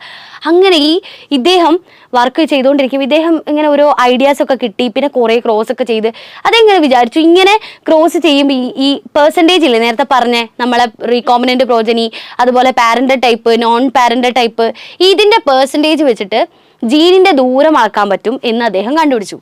അതായത് നമ്മളിതാ ഇവിടെ പറഞ്ഞു ഇവിടെ ഇത്ര പെർസെൻറ്റേജ്, ഇവിടെ തോനെ പെർസെൻറ്റേജ് ഉണ്ട്. അപ്പോൾ ഇവർ രണ്ടുപേരും അടുത്താണ്, ഇവർ രണ്ടുപേരും ഇവിടെ കുറച്ച് പെർസെൻറ്റേജ് ഉള്ളൂ, ഇവർ രണ്ടുപേരും വിട്ടിട്ടാണ് എന്നുള്ളത് മനസ്സിലാക്കിയപ്പം ഇദ്ദേഹം എന്ത് ചെയ്തു എന്നറിയോ? ഇദ്ദേഹം ഈ ജീനുകളുടെ ഡിസ്റ്റൻസ് കണ്ടുപിടിക്കുക കണ്ടുപിടിച്ചു. ഓക്കെ, അതായത് ഈ DNA-ലുള്ള അല്ലെ ക്രോമോസോമിലുള്ള പല ജീനുകളുണ്ടല്ലോ, അതിൻ്റെ ഡിസ്റ്റൻസ് ഇങ്ങനെ പെർസെൻറ്റേജ് വെച്ചിട്ട്, പ്രോജനിയിലുള്ള പെർസെൻറ്റേജ് വെച്ചിട്ട്, ഇതിനെയാണ് ജീൻ മാപ്പിംഗ് എന്ന് പറയുന്നത്. ജീൻ മാപ്പിങ്ങിന് ഈ ഡിസ്റ്റൻസിന് നമ്മൾ സെന്റിമീറ്റർ എന്നൊന്നും അല്ലേ പറയാ, മോർഗൻ യൂണിറ്റ് എന്നാണ് പറയാ. സോ അത് ഡീറ്റെയിൽ ആയിട്ടൊന്നും വേണ്ട. ഇതൊക്കെ വെച്ചിട്ടാണ് നമ്മൾ ഇപ്പോഴത്തെ ജീൻ മാപ്പിംഗ്. നമ്മളെ 23 പെയർ ക്രോമോസോമും ഒക്കെ മാപ്പ് ചെയ്തിട്ടുണ്ട് നമ്മളെ ഹ്യൂമൻ ജീനോം പ്രൊജക്റ്റ് വെച്ചിട്ട്. നമ്മളെ ജീനിൻ്റെ ഒക്കെ ഡിസ്റ്റൻസും ജീൻ എന്തിനാണെന്നുള്ളതും ഒക്കെ കണ്ടുപിടിച്ചു. ഞാൻ പറഞ്ഞില്ലേ, ഒന്നുമില്ലായ്മയിൽ നിന്ന് നമ്മൾ ഇത്രയൊക്കെ എത്തി. അപ്പോൾ തുടങ്ങി വെച്ചാൽ നമ്മളെ മെൻ്റൽ അല്ലെ, ഗ്രിഗർ ജോൺ മെൻ്റൽ. ഈ ചെടി കണ്ടിട്ട് നമുക്ക് അതിനുള്ളിൽ എന്താന്ന് പോലും അറിഞ്ഞുകൂടായിരുന്നു. എന്നിട്ട് പോലും അദ്ദേഹം ഫാക്ടർ എന്ന് പറയുന്ന ഒരു ടേം കൊണ്ടുവന്നു. എന്നിട്ട് അത് ജീനായിട്ട് വളർന്നു. പിന്നെ അതിൻ്റെ അലീൽസ്, അതിൻ്റെ ലിങ്കേജ്, റീകോമ്പിനേഷൻ, ക്രോസിംഗ് ഓവർ, ഇതൊക്കെ കണ്ടുപിടിച്ചില്ലേ.